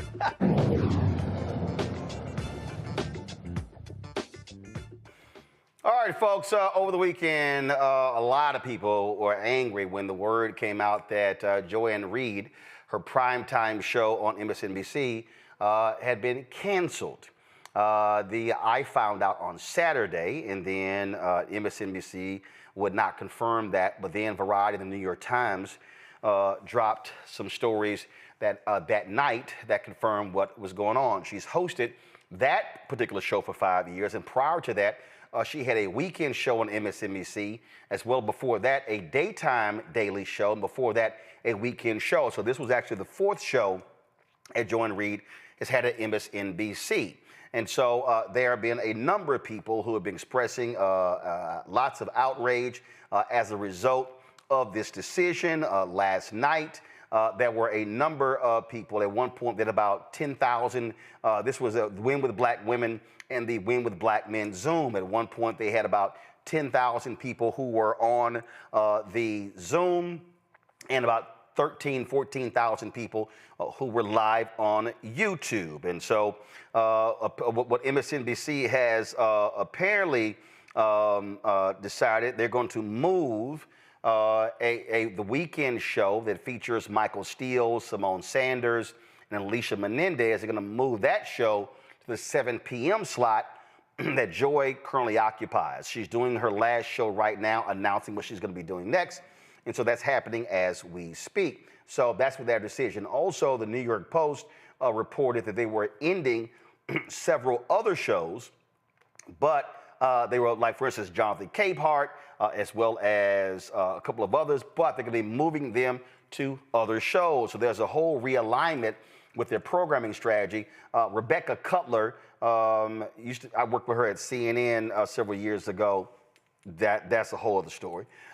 She became the president of MSNBC when Rashida Jones announced that she was stepping down. And so Cutler has been remaking the network, in her own image. Now, also understand there's also upheaval happening at MSNBC because Comcast announced that they were creating a separately publicly traded company called SpinCo. And what SpinCo is Comcast is moving these various networks into a separate business. Let me pull that press release up. And this also is the heart of this. So under this, MSNBC and NBC were under the Comcast umbrella when they purchased NBC Universal. But now, go to my iPad, Henry. So Comcast announced on November 20th, they were creating this separate business. And so what they were doing, they're putting, they're putting USA Network, CNBC, MSNBC, Oxygen, the E! Network, Sci-Fi, and the Golf Channel, along with their other digital assets such as Fandango, Rotten Tomatoes, Golf Now, and Sports Engine, through a separate publicly traded company called SpinCo. Mark Lazarus was going to be the CEO of that company. They're going to keep NBC under Comcast. And so now you have these separate companies. You've had Elon Musk float the idea that when they become public, he may buy that company. So all these things are being thrown out. So keep in mind, when you talk about changes over the years, you've had other folks who've had shows. You've had other black women who've had shows on MSNBC. Shows got canceled. Tiffany Cross had a weekend show that was canceled in December 2023. Karen Finney had a weekend show. Melissa Harris Perry had a falling out with the network where she did not want to cover Trump rallies. She said she wanted her show back. They said, no, you have to cover it. She ends up leaving the network. And then when that happened, Joy Reid, who had a weekday show, then took over her weekend slot before she took over, got the primetime show. And so all these things are going on. And you see the decisions of how these mainstream networks operate. Now, you also have these networks who are getting rid of folk because they've been highly critical of Donald Trump. You look at Jim Acosta over at CNN. They chose to replace him at 10 a.m. and offer him a midnight show, which he obviously declined. So he has since left the company, and he has his own show on Substack. Again, Joy is announcing right on her show what she's going to be doing next. And so I don't know if it's a podcast, if it's a daily show, if it's something on Patreon, Substack, no idea about that. But you have a lot of her supporters who are very upset with this decision because they say it is the silencing of strong black voices, the silencing of strong female voices. And so what is being happening is her supporters, give me 1 second, I'm going to show you this here. They actually were encouraging people. They were encouraging people to support her show tonight so it can end with very high numbers. Now, this here is a graphic that they've been distributing. It says, turn the TV off and turn on black media. We won't let media conglomerates determine who tells our stories. We need 15 million people tune in for Joy's final show, then turn the TV off. And then they had this other graphic, we need Joy. MSNBC is silencing black voices. We're not letting this go. Call MSNBC at 212-664-4444 and demand they stop erasing black voices from political media. So that is happening. And the thing that we have to understand is that the reality is when you talk about these shows, when you talk about on these networks, the African Americans who have these shows, they don't own the shows. The network does. And the reality is the network decides who they want on for a variety of reasons. And so it's understanding what is going on. It's understanding how the world is changing. It's understanding how these folks are making decisions. And the reality is this, and y'all have heard me say this for a very, very long time. If you do not own it, you only have what we can call leverage and influence. Owners have power. You heard me tell this story before.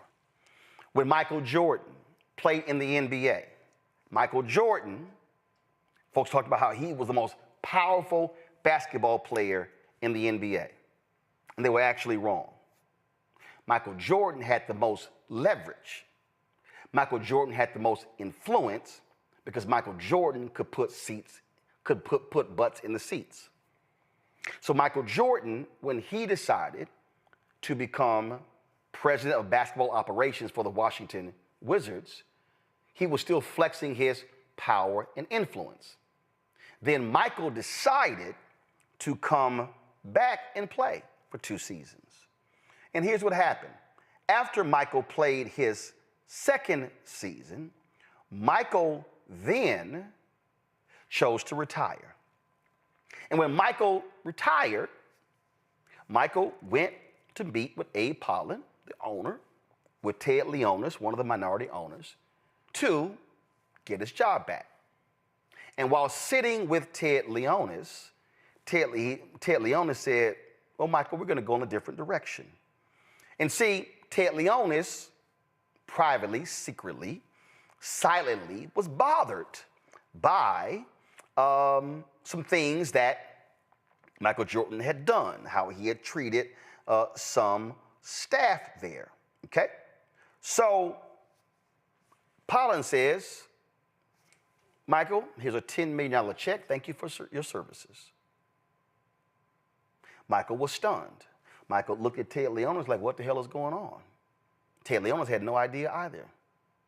Abe Pollin fired Michael Jordan. See, Michael Jordan didn't have power because he didn't own it. He had leverage and influence.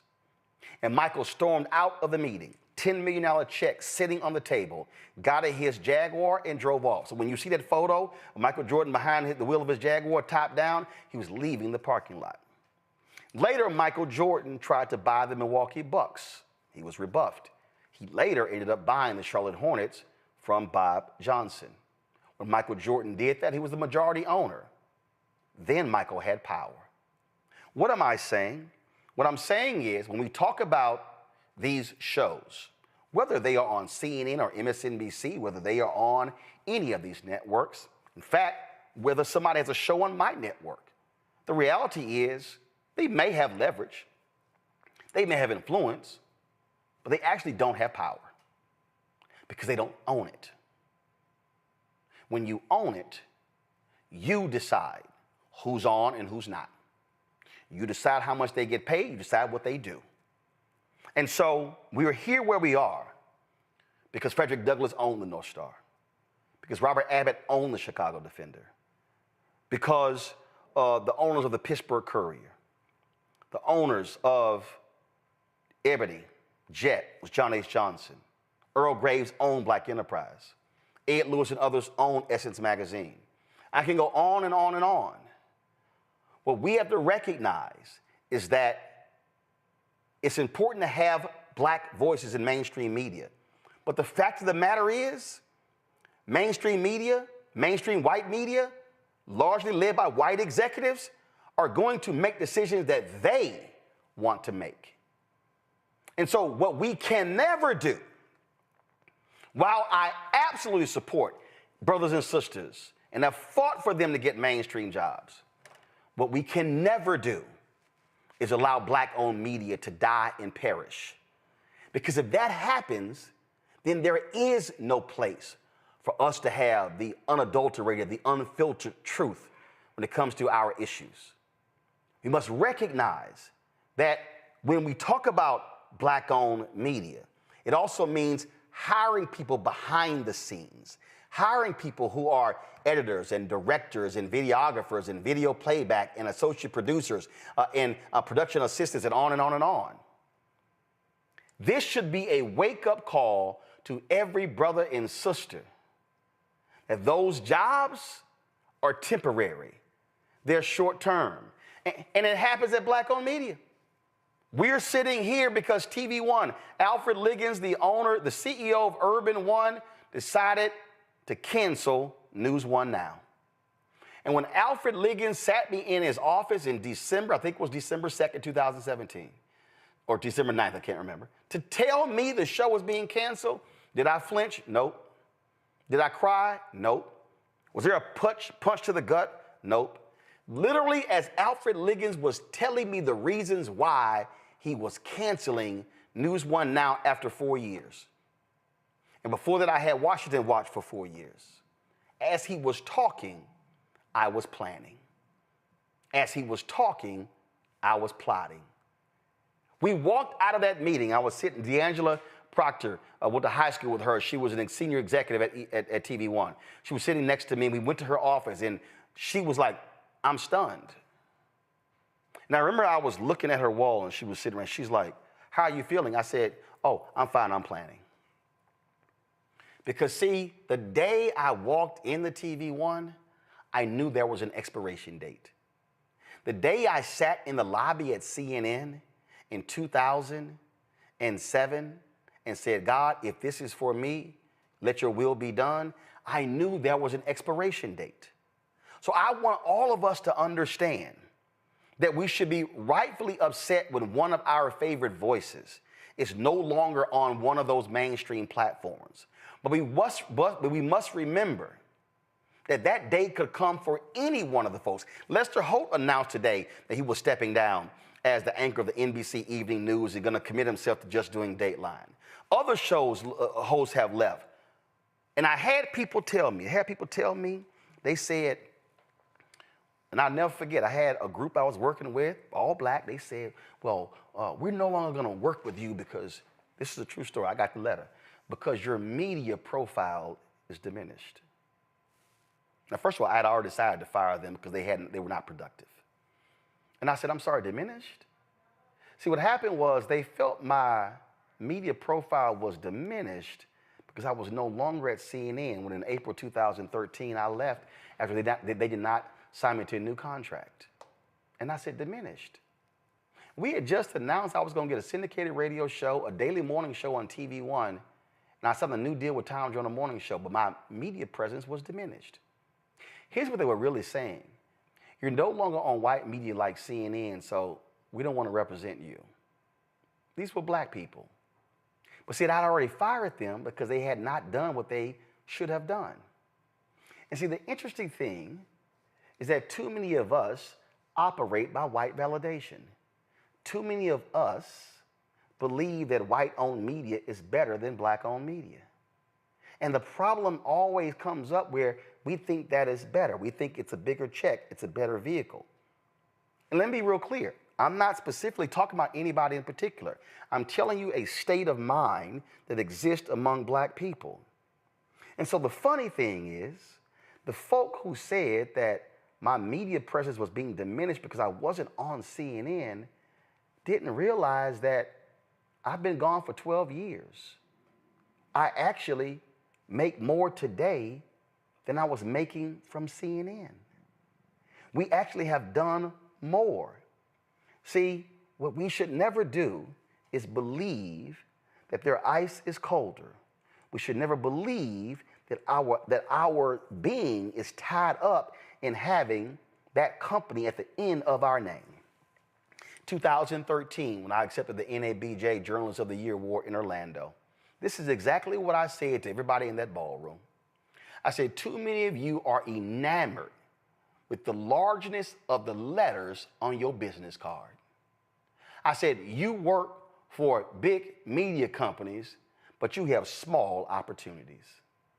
I said, you see, when I sat at the table in front of the President of the United States, I was sitting there because I was an anchor at TV One. But there were black folks who were at NBC and CBS and ABC who had big jobs, but because they were not main anchors, they were not invited to the meeting at the White House. And I said to that audience, I would rather have a big opportunity at a smaller company than have a small opportunity at a big company. Do y'all realize that when we launched News One Now in November of 2013, I could not get an associate producer or a line producer at a major network to apply for my executive producer job at TV One because they said that was a lesser network. here were folk who weren't even the executive producer, but they were so enamored with those call letters, NBC, CBS, ABC, Fox, MSNBC, CNN. They were enamored with those call letters. What I'm trying to get us to understand here is that folks should be upset that Joy Reid's voice will not be seen every night on MSNBC.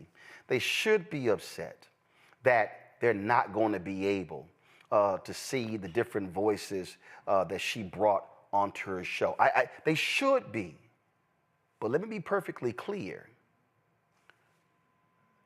Joy Reid's name does not have to have MSNBC host at the end for her to be effective. Joy Reid does not have to have a primetime host on MSNBC to be relevant. What we have to understand is that we still can do amazing work away from those mainstream outlets. We can actually build up our own and create sustaining organizations and not bow down to corporate overlords. Because here's the reality, folks, and I get asked this all the time. I remember I was going after one particular company, and there was somebody with that particular company. They hit an agency that I work with, and they said, we think he is just going too hard against us. Who can we call? And the brother said, what are you talking about? There's nobody you can call because Roland doesn't have a boss. There's nobody over him who you can call. He owns his show and his company 100%. I had to explain to them that if you're upset with my commentary, that's your problem. Because on the corporate hierarchy here at the Black Star Network, the only person above me is God. And the only person who can cancel me is God. Not Rebecca Cutler, not Mark Lazarus, not MSNBC. And so that's what I would say to Joy Reid, to Tiffany Cross, to anybody else.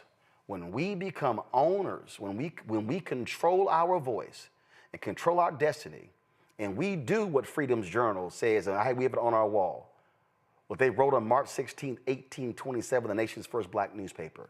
They wrote, we wish to plead our own cause.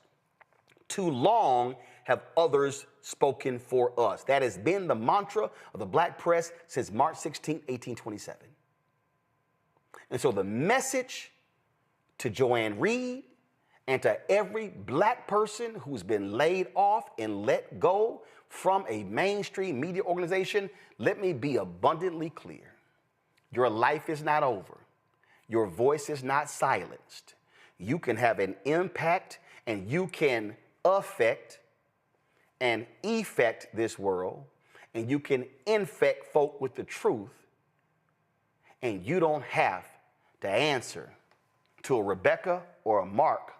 All you have to do is have faith in yourself and rise above that moment and understand that that job is now in your rearview mirror, and there is an open road ahead, and you can choose to do whatever you want to do on that open road and truly say what you always wanted to say, because no longer do they get to tell you what you can and cannot discuss.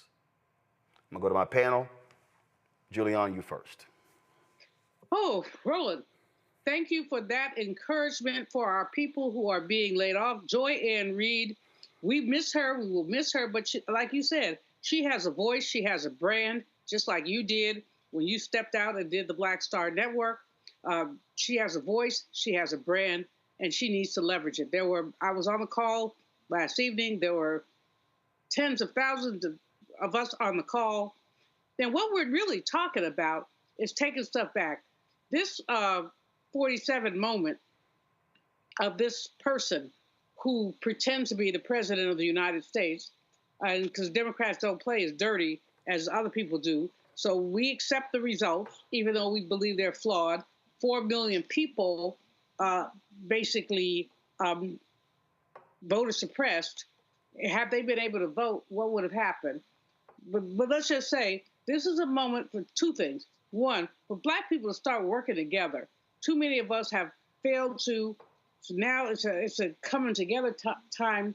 But the other thing, the other time it is a time for us to look at the strength of our organizations, the strength of what we have. I'm looking at Woodrow Wilson. I'm looking at Ronald Reagan. I'm looking at evil devils who have been presidents before. And I'm saying, we survived it. We will survive. Derek? Yeah, I appreciate your words of encouragement as well, Roland. You're spot on. But I just want to be abundantly clear, because all day today, a lot of us was on that same call that you referenced.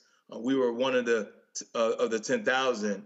And people were talking about, well, because her Nielsen ratings and she didn't get the awards. And I keep telling folks, no.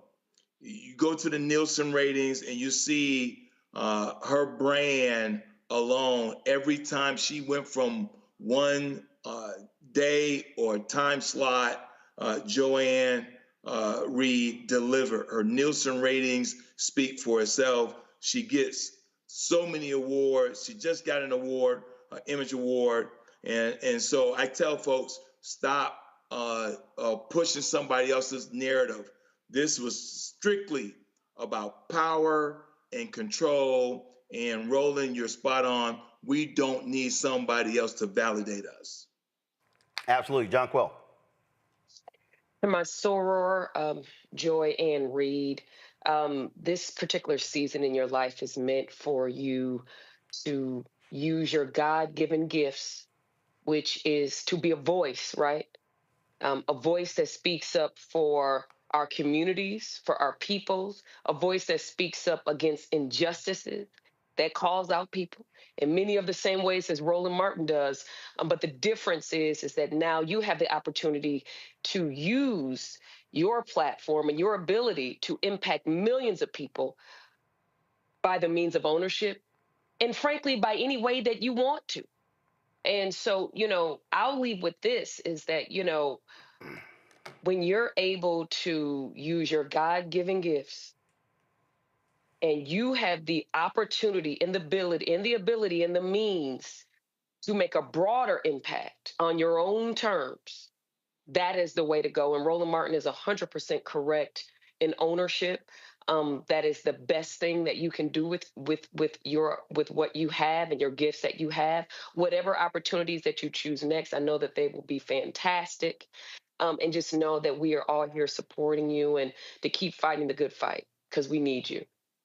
Folks, I want to play this because I think some folk need to be reminded of what happens when you step out on faith and when you don't worry about what other folk have to say. And this was 2019, Tyler Perry getting his BET award. Listen to this, please. Sit down. I couldn't help but think about my mother. I remember being a kid at about 5 years old. She would take me into the projects with her when she played cards on Friday nights with a bunch of women. Now, these women didn't have more than a 12th grade education, but they were smart Black women. They were powerful Black women. They had great stories to tell. And I was a 5-year-old kid sitting there on the floor playing with my Matchbox cars, listening to them talk about their men, their relationships, and their pains. And when one of them would get really sad, another woman would come in and make a joke and they'd all start laughing. I didn't know I was in a master class for my life. I would get home and my father would be beating my mother and doing all kinds of things and saying all kinds of stuff to her, and he would leave the room and I'd walk in and I'd imitate one of those women and she would start laughing. There was a power in that I didn't really get until I got older. I remember being about 11, 12 years old on my way to my new school, and I got to this intersection. I had to walk past pimps, prostitutes, literally walk through a graveyard, get to this intersection, 6-lane intersection, and there was a man standing there saying, "Will someone help me cross? Will someone help me cross?" And there were all of these people that kept passing by him. I said, "I'll help you cross." So he told me he was going to my school and he was going to sell candy there. That's how he made his living. So I helped him cross the street to get there. We became good friends. His name was Mr. Butler. That moment reminded me of my mother, bringing her out of pain into laughter to help her cross. My first 10 movies were all about her subconsciously, wanting her to know that she was worthy, wanting black women to know you're worthy, you're special, you're powerful, you're amazing. All of that was about helping across. When I started hiring people like Taraji and Viola Davis and Idris Elba, they couldn't get jobs in this town, but God blessed me to be in a position to be able to hire them. I was trying to help somebody cross. When I built my studio, I built it in a neighborhood that is one of the poorest black neighborhoods in Atlanta, so the young black kids can see that a black man did that and they can do it too. I was trying to help somebody cross. That studio was once a Confederate Army base, and I want you to hear this, which meant that there was Confederate soldiers on that base plotting and planning on how to keep 3.9 million Negroes enslaved. Now that land is owned by one Negro.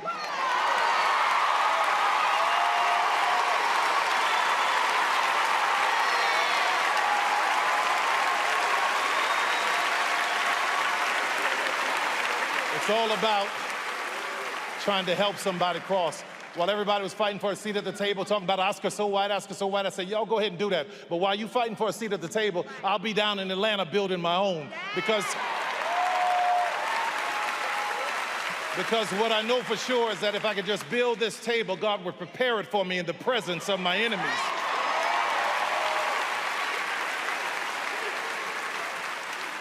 Rather than being an icon, I want to be an inspiration. So thank you, BET, my new family. Thank you, everybody. I want you to hear this. Every dreamer in this room, there are people whose lives are tied into your dream. Own your stuff. Own your business. Own your way. God bless you. Thank you, BET. Thank you, Scott. I love you guys. Thank you. That was important to play because I think sometimes folk have to be reminded that you don't have to seek permission. Tyler and I had a conversation after that, and one of the things that he told me, he said, Roland, if you think about every major black person in Hollywood, he said, I have offered to them to come to be able to sit down and I'll lay out what I've done, how I built this. He said the only person who took him up on his offer was Kevin Hart. Since the conversation, Nate Parker did, 50 Cent did. But the reality is they weren't interested. I need people to understand who's watching. This does not just apply to media. This applies to our earlier conversation. It applies to politics. It applies to economics. It applies to entrepreneurship. It applies to social justice. It applies to how do we transform our communities. There are a lot of people in our community who have conversations about what we need to do to change. There are a lot of people who are excellent at talking. They are excellent at identifying the problem. They are excellent at saying, man, we should be doing this. Man, we should be doing that. Man, we should be doing this. Man, we should be doing... They are excellent at all of that.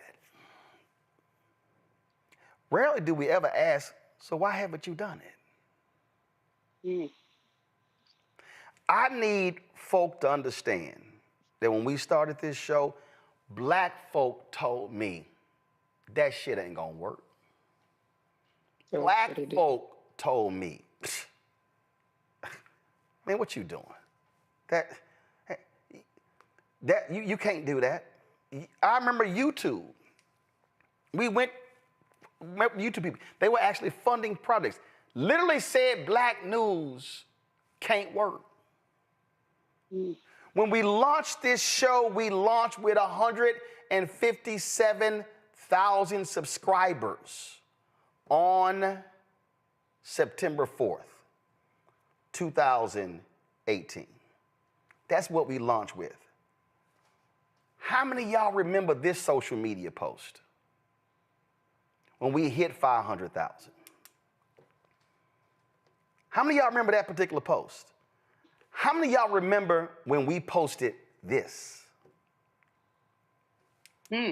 How many of y'all remembered when we posted this? How many of y'all remembered when we posted this? How many of y'all remembered when we posted the next number and we kept going and we kept climbing? When we posted this? How many of y'all remember that? How many of y'all remember when the folk who said, man, y'all ain't doing nothing, it ain't gonna involve nothing, and we said, okay, cool, we good. We good. Y'all, folks said, you this and you that, and you boule and you bougie, you this, and I'm like, okay, cool. What we did was what Nehemiah said, just keep one hand on your weapon and the other hand building. We ain't worried about the haters. We didn't care what the haters had to say. We didn't care about nothing they had to say, because all they did was just talk. We kept building. Y'all remember this one right here, huh? We hit that earlier this year. But just so you understand, right now, we've got 1,658,869 subscribers on our YouTube channel. In the last 28 days, we've had 32.5 million views. This is just on YouTube.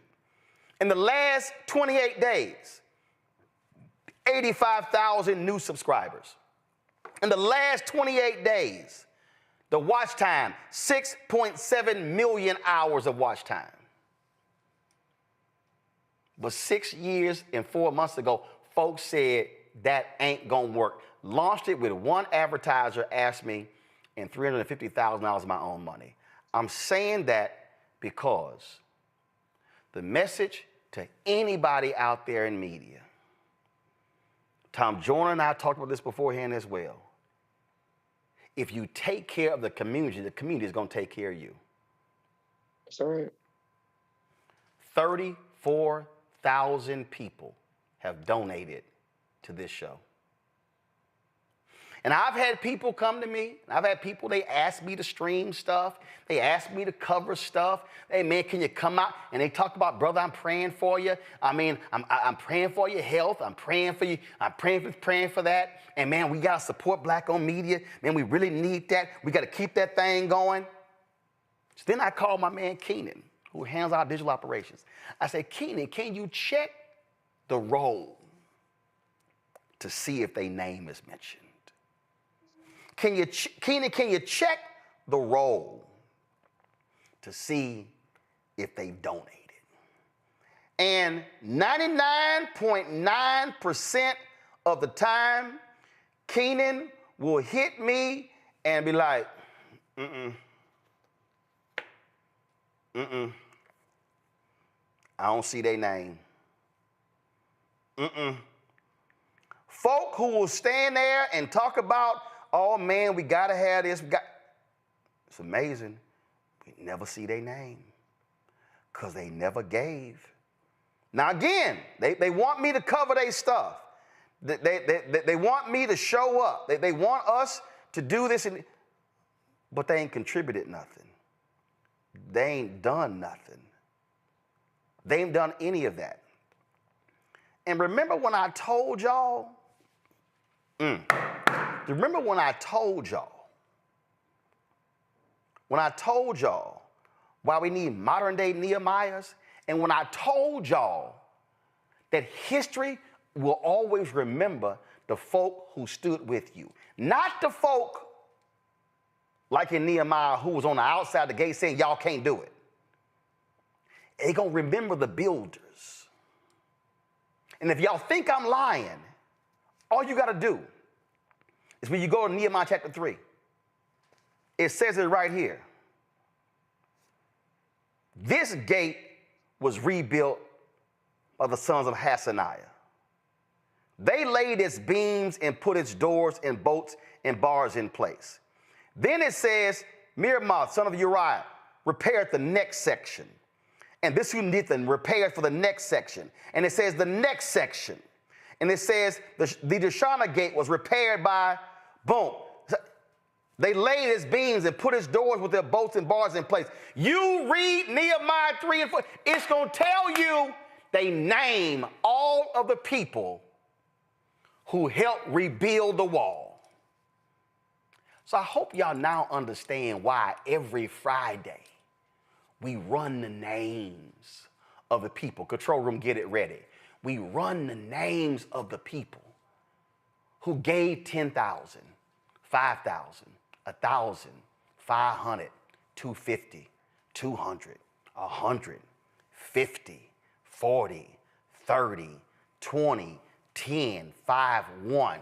They are the people who can take credit for helping build the Black Star Network.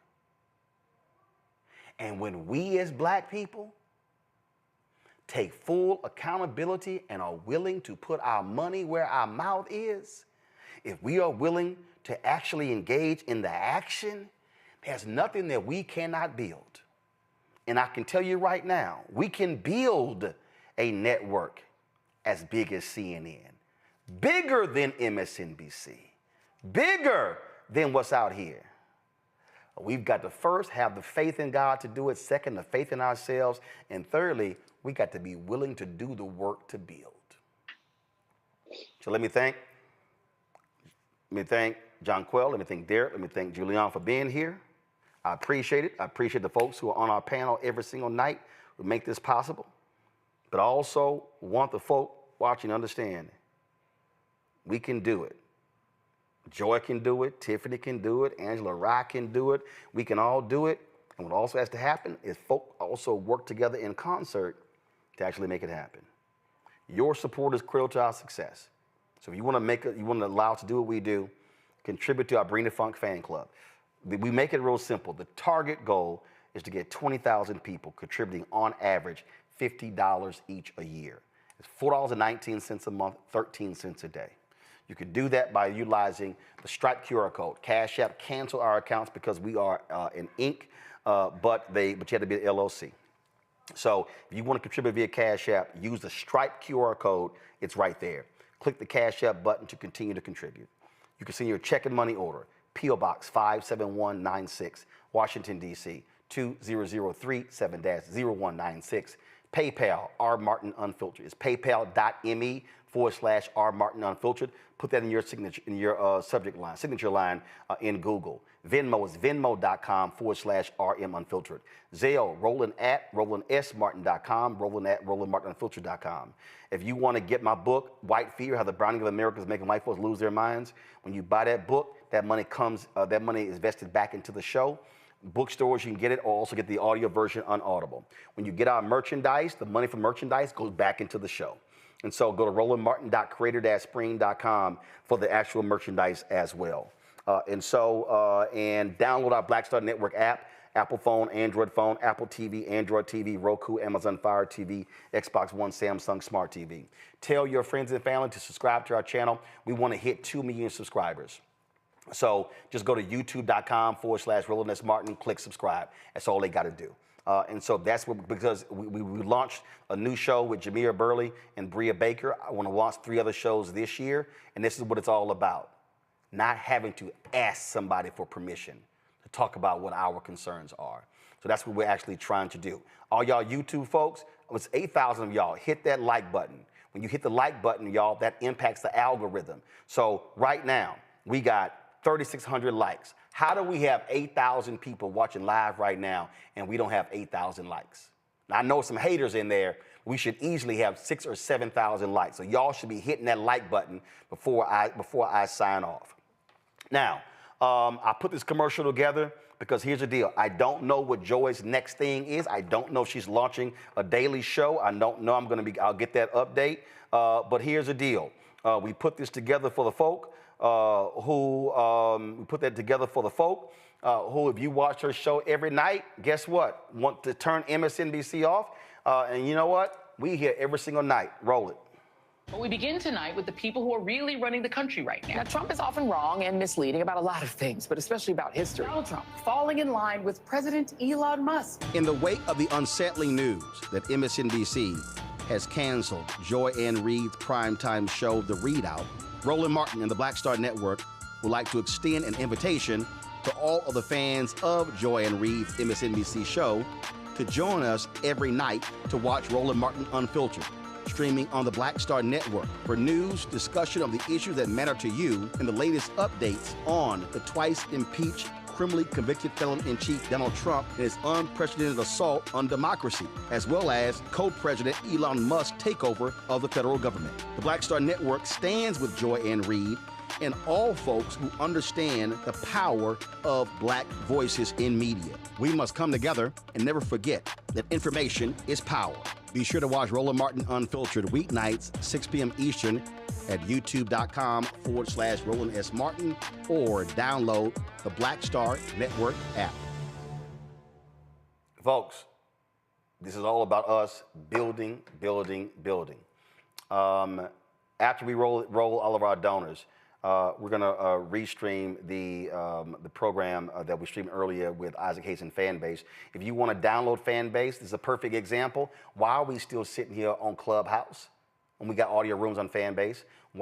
We can be posting images on Fanbase. We can be.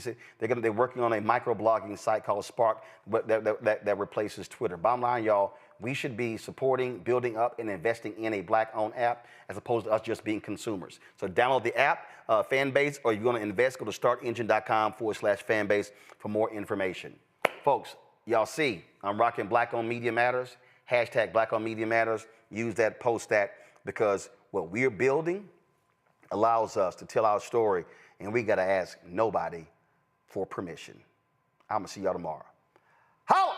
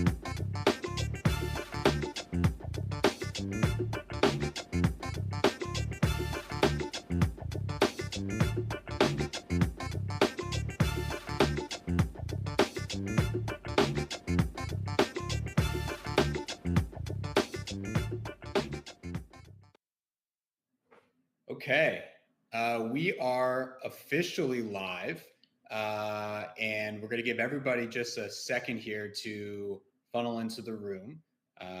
And quickly, I'll just introduce myself. I'm Josh Amster. I'm the Senior Vice President of Fundraising here at Start Engine, and we've got two very special guests with us today. I'm sure many of you will recognize the famous Kevin O'Leary, Mr. Wonderful. Kevin, thanks for joining us this morning. Great to be here. Thank you. And then we have Isaac Hayes III. Isaac is the founder and CEO of Fanbase, who is the company that we are going to be focusing on for today's conversation. So, Isaac, thank you for joining us as well. Thank you for having me. Absolutely. So great. So today's conversation, we're going to go into a few different topics related to Fanbase and the social media industry as a whole. We are going to take some questions as well. So if you're in the audience, please feel free to submit questions to our team. We'll make sure to get to as many of those as we can during the course of our conversation. But I thought first, as just a starting point, Isaac, if you don't mind just talking to us about Fanbase and why you started Fanbase and what it does, and then we can go from there. Yeah, well, Fanbase is a next-gen social media platform that allows any person to monetize from day one. It has 6 content verticals, which are just posting stories live, long-form content, audio chat rooms, and short-form content like what you would think Reels and TikTok videos are.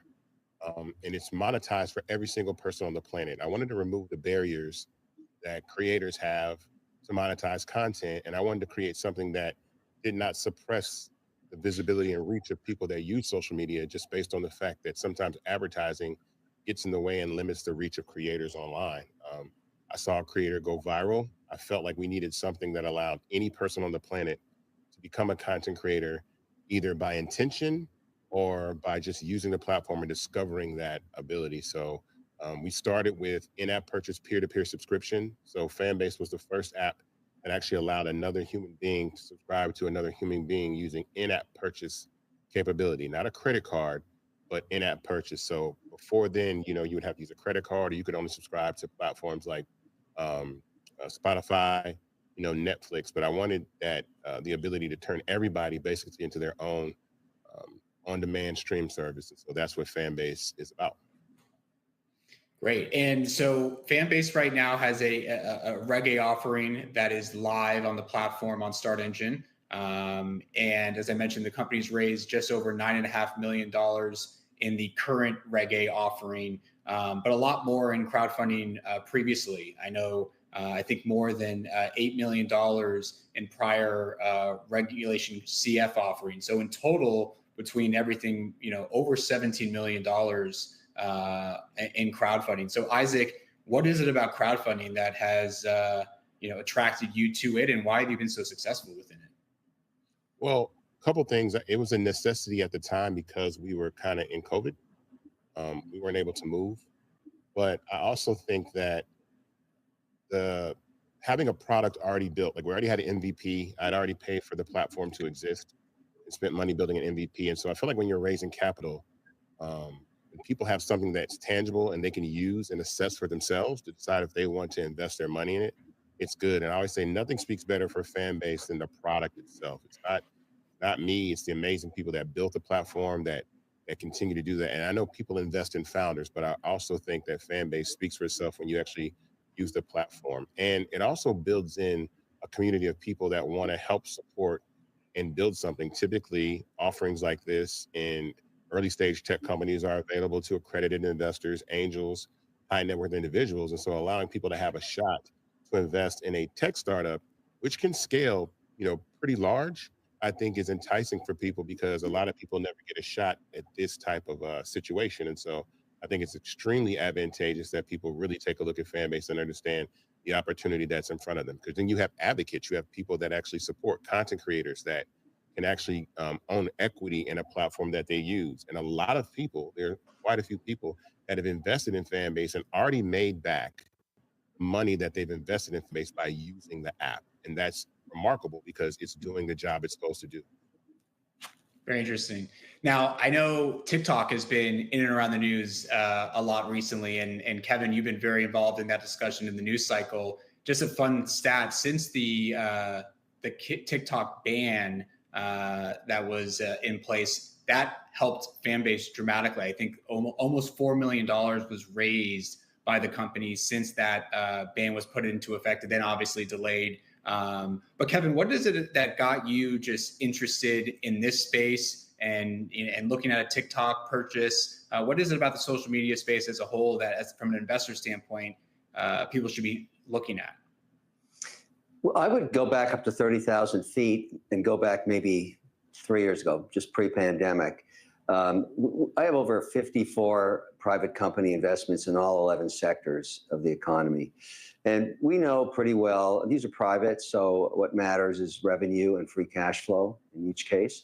So we have a pretty good idea of where the pain points are in each business, no matter if it's insecticide or commercial kitchens for airlines or wireless charging.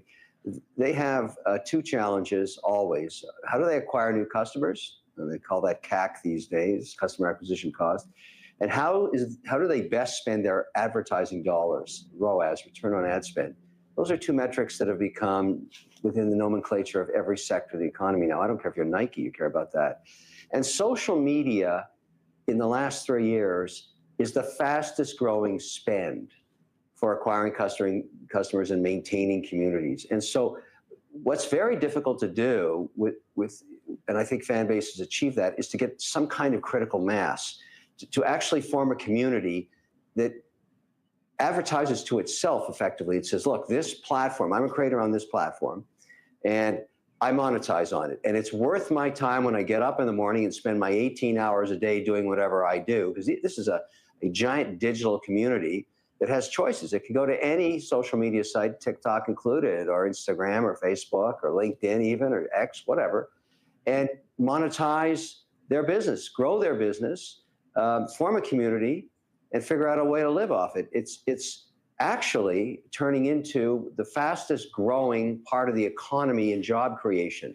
And even Congress has started to notice it because the market caps of these companies are over $1 trillion.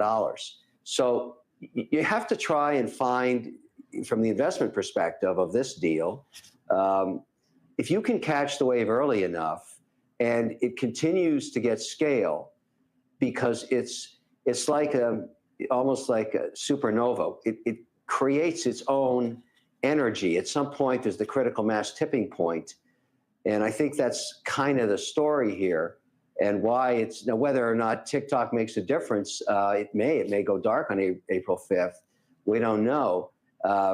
But this is achieving success while TikTok's still around. So every social media platform, if TikTok gets shut down, it'll be jump ball for users. So you want to have some level of critical mass the day that occurs, if it occurs, and nobody knows for sure what's going to happen here. But it does show you the importance of building a community where people trust the platform regarding their personal information and their ability to monetize it, because that's what got TikTok in trouble in the first place. And I think that's something that fan base has obviously taken to another level by turning their users into investors, right? Through the equity crowdfunding solution. Isaac, talk to us a little bit about the brands that is fan base and how big that community is, and just, you know, how strong that community is, given everything that you've done in your guys' past. Yeah, so we have over 1.4 million users on the platform. A lot of those came in January just because of that brief ban, and it's brought our MAU up to over 600,000 in January. And so it's really brought a lot of attention to the platform and introduced people to options. I think another thing that really is attractive for fan base is the ability to migrate your content. We built something called a content migrator. So that's the ability to take all of your content up to 1,000 posts from either Instagram or TikTok and import them over to Fanbase. So it takes your profile picture, your information, your links, everything, and up to 1,000 posts and brings them into Fanbase. So you're not starting from scratch. And another thing that's really attractive about that is Fanbase has a functionality we call tipping, which is giving love, right? And so you can like something on Fanbase, which is absolutely free. But if you want, you can purchase this digital currency called love and tip people. And so from that perspective, you've instantly put all of your content in a position for it to be monetized, and people can do that. And I think what people will realize is that humans are transactional. We're generous. We will show support and we will spend money on content that we do appreciate. And I think even a penny at a time, which a Fanbase user receives 50% of that revenue, can add up, because again, a penny doesn't seem like much until 1 million people give you one, right? And then it adds up. And that's just even where we are right now on the platform as we continue to scale. Just posting content, just regular posts, allow people to tip you, allow people to support you. And support is an important part of becoming a content creator. And so the brand of Fanbase is super inclusive. I built this platform to actually be a successor to the legacy platforms that exist, because I feel that I feel like no social media platform is immortal in the sense of relevance, because kids are always going to be on platforms that their parents are not on. And so as soon as my mom got on Facebook, I left Facebook and went to Instagram. And I have a 19-year-old brother who is nowhere on Instagram, because younger people are going to migrate away from older audiences. And so what happens is platforms capture that audience, like TikTok, young kids, and then it starts to trickle up into the older generations, and then that becomes too saturated, and then the audiences start to look for somewhere else to go.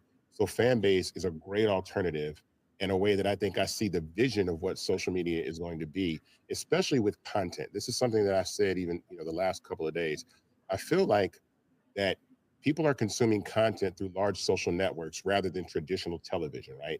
And I feel like in the future, the way that people consume content is going to be through platforms like YouTube, like Instagram, like TikTok, and whoever owns the infrastructure of those platforms that distribute that content have the ability to be trillion-dollar companies.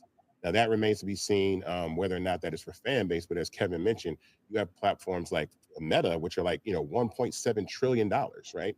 And so it's really a great opportunity to try to build something disruptive, inclusive, and for every single person.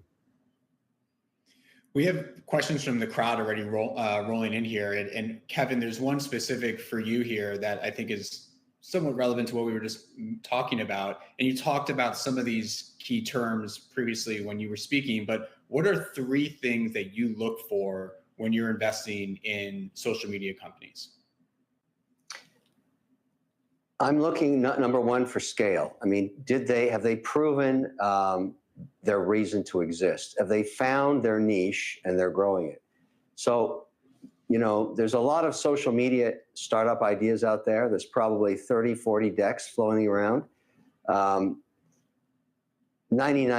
are going to fail. And sometimes it's just serendipitous luck that gets one off the ground. But I don't want to invest in an idea for social media because the probability of success is too low.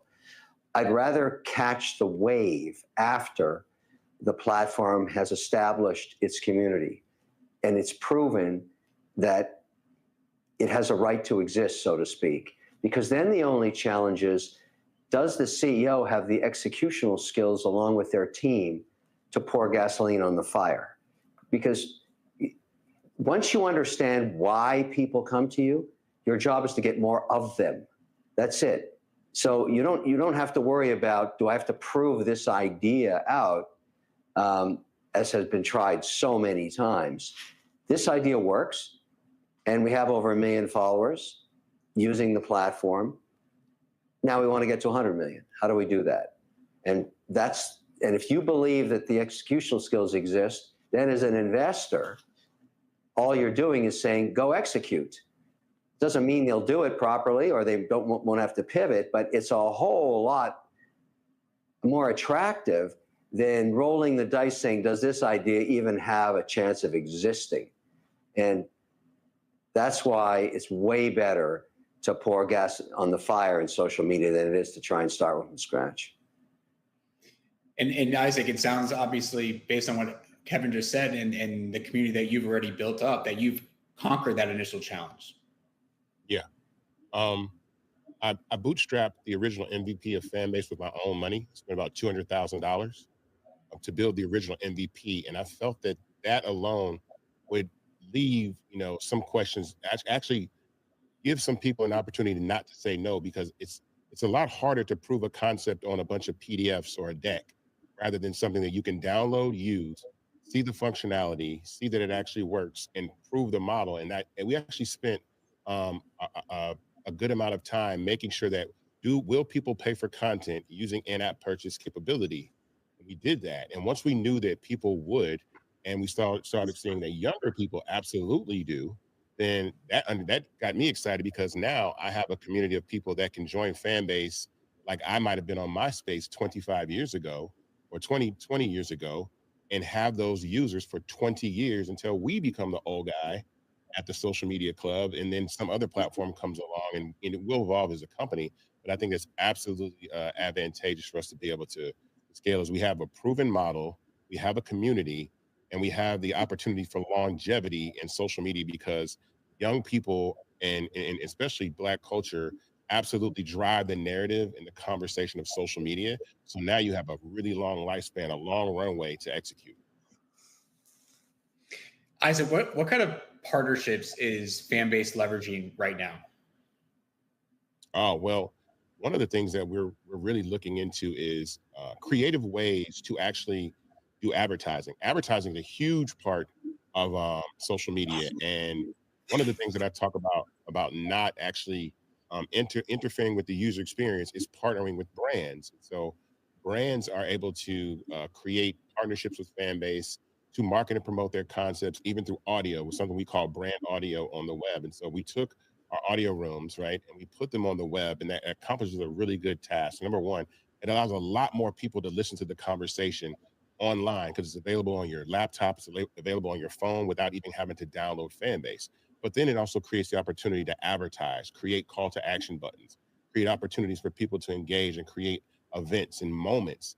So we've been partnering with brands to be able to create that type of opportunity. So for instance, the ability for a brand to come on board and talk about a release and give people early access to things that they would not get. It creates this kind of FOMO about audio, because you missed the conversation that happened on Fanbase where people were talking about something that you really wanted to be a part of, or talk to the creator or the producer of a film. We've had a couple films, a couple documentaries actually do things on Fanbase in audio. So our brand partnerships is really what we focus on for that. And then we have HBCU partnerships. We partnered with Apple's Propel for HBCU students right here in Atlanta, Georgia. And I think that's also critical, because it gives an opportunity for young people to get a look inside of a tech company, to actually touch and be a part of something and understand what's going on under the hood, and inspire them to build great things and great products and great software as well. I think we need to get Mr. Wonderful a Fanbase account so he can do his guitar jam sessions for the public and get some tips flowing in his direction. I think, Kevin, you probably would like that, wouldn't you? Yeah, I wanted to ask Isaac, by the way, I said this earlier before we went live, I'm a huge fan of Isaac Hayes. The album from way back, I think it was in the late 60s. What you're talking about. Yeah, I still have it on vinyl, and the reason it's crazy, I just played it a couple of nights ago for my kids. They went nuts. They loved it. And so it just shows you everything old comes back again. So here it is. But I wanted to make sure that you, maybe if you can, I don't know about the quiet period, talk about how fan base makes money for fan base. Yeah, so how Fanbase makes money is we receive 20% of all revenue of in-app purchases, right, that come through. So every person, and that adds up, per user, that gives us an opportunity. Users receive 50% of the revenue, Fanbase gets 20%, but also there's the ability to also do these transactions online on the web, right? And when you're on the web, that increases our rev share to 50% of what comes through the door of any creator. So we have this online ability for creators to monetize that way, and Fanbase receives 50% of the revenue. And then on platforms like Google Play and the App Store, we receive 20% of that revenue. But again, when you're thinking of scaling this to tens of millions to hundreds of millions of users, that's a lot of opportunity for revenue as well. And then the in-app purchase part of even purchasing those loves, that digital currency, the way to tip, that's also. And then again, once we find and really build creative ways to make advertising possible without interrupting the user experience, that adds another layer of monetization. And then there's some other things that are built underneath that we haven't talked about in the future for other ways for the company to really make a large amount of money, revenue, just based on the way that we pay creators and how creators get paid, creative ways to do that as well. Kevin, as an investor, what excites you about the expanding social economy, and what kind of opportunities do you see within this space right now? It's growing faster than traditional media. In some cases, significantly faster. You always want to go as an investor to where the advertising dollars go. I mean, you got to look at it this way. You got over 300 million consumers domestically. They're awake maybe 14 hours a day. How many minutes of their eyeball time do you get, and where do they go? Because that's where the advertising dollars go to acquire them as customers. And we look at this data every Tuesday.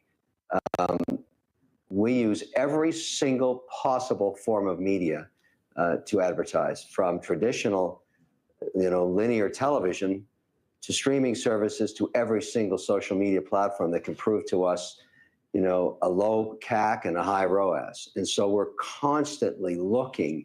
And so I just look at each Tuesday, what percentage of the spend of the aggregate companies across all 11 sectors is going where? And there's no question about it. I don't care who you are, if you're an S&P 500 company or you're just a startup selling insecticide.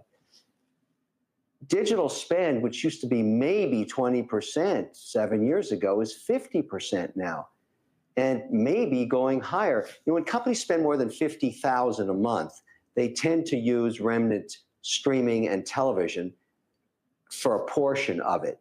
If they're under $50,000 a month, it's practically all digital. So Facebook, Google, Fanbase, TikTok, and whatever is working for them, whichever has the lowest CACs. You can watch this like an ocean of capital moving around, and it's huge dollars. It's huge dollars. And so, if you're just a traditional investor and you want exposure to this portion of the economy, you have to find companies like Fanbase and put them in your portfolio, along with other ideas too. But as I said earlier, you want it slightly de-risked. Did they prove they can get 1 million, people engaged on the platform? Doesn't mean they monetize all 1 million, but the fact that they have 1 million means there's no reason they can't have 100 million unless they screw it up. That's how it works. That's how traditionally it works. Whatever got the first 1 million should be able to get the next 99. You just need executional skills. And on that point, Isaac, one of the questions coming in from the audience is, how is Fanbase going to achieve that velocity, that growth velocity that Kevin's mentioned?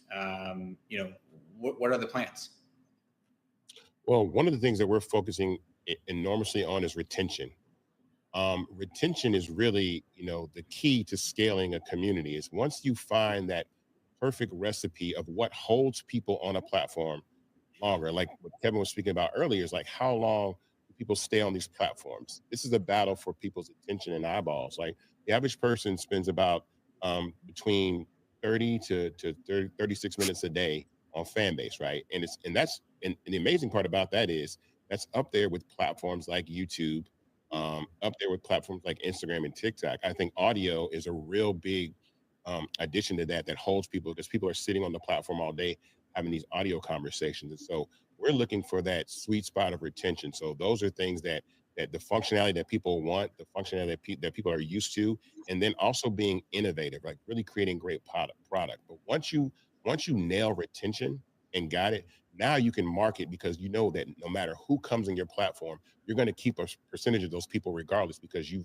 got that retention recipe that just you rinse and repeat. You keep doing over and over and over again, and that allows you to scale. So right now, especially these next 2 quarters, as we close this raise, we're going to continue to focus so much and just really making retention super, super hot. Amazing.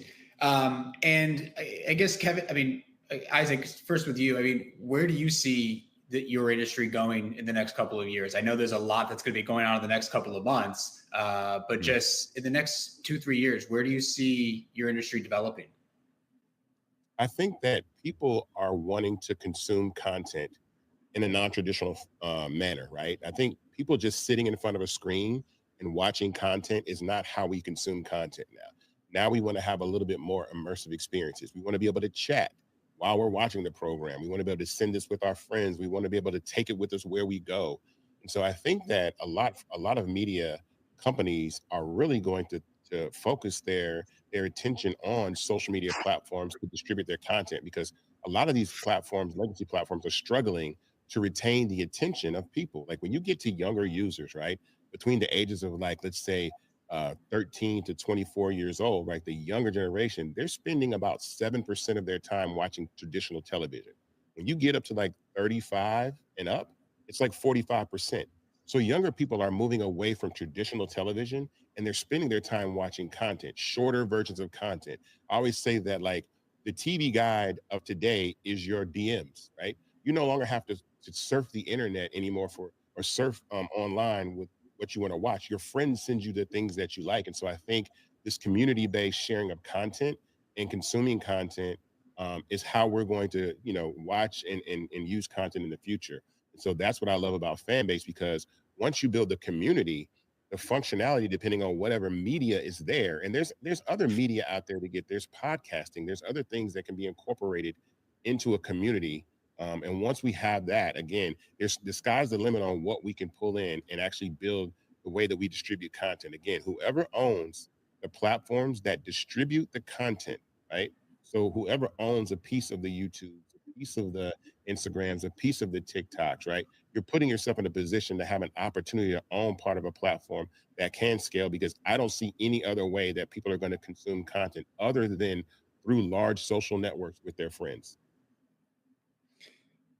Kevin, how about you? Anything that maybe Isaac didn't mention there that you also see on the horizon over the next couple of years within this space?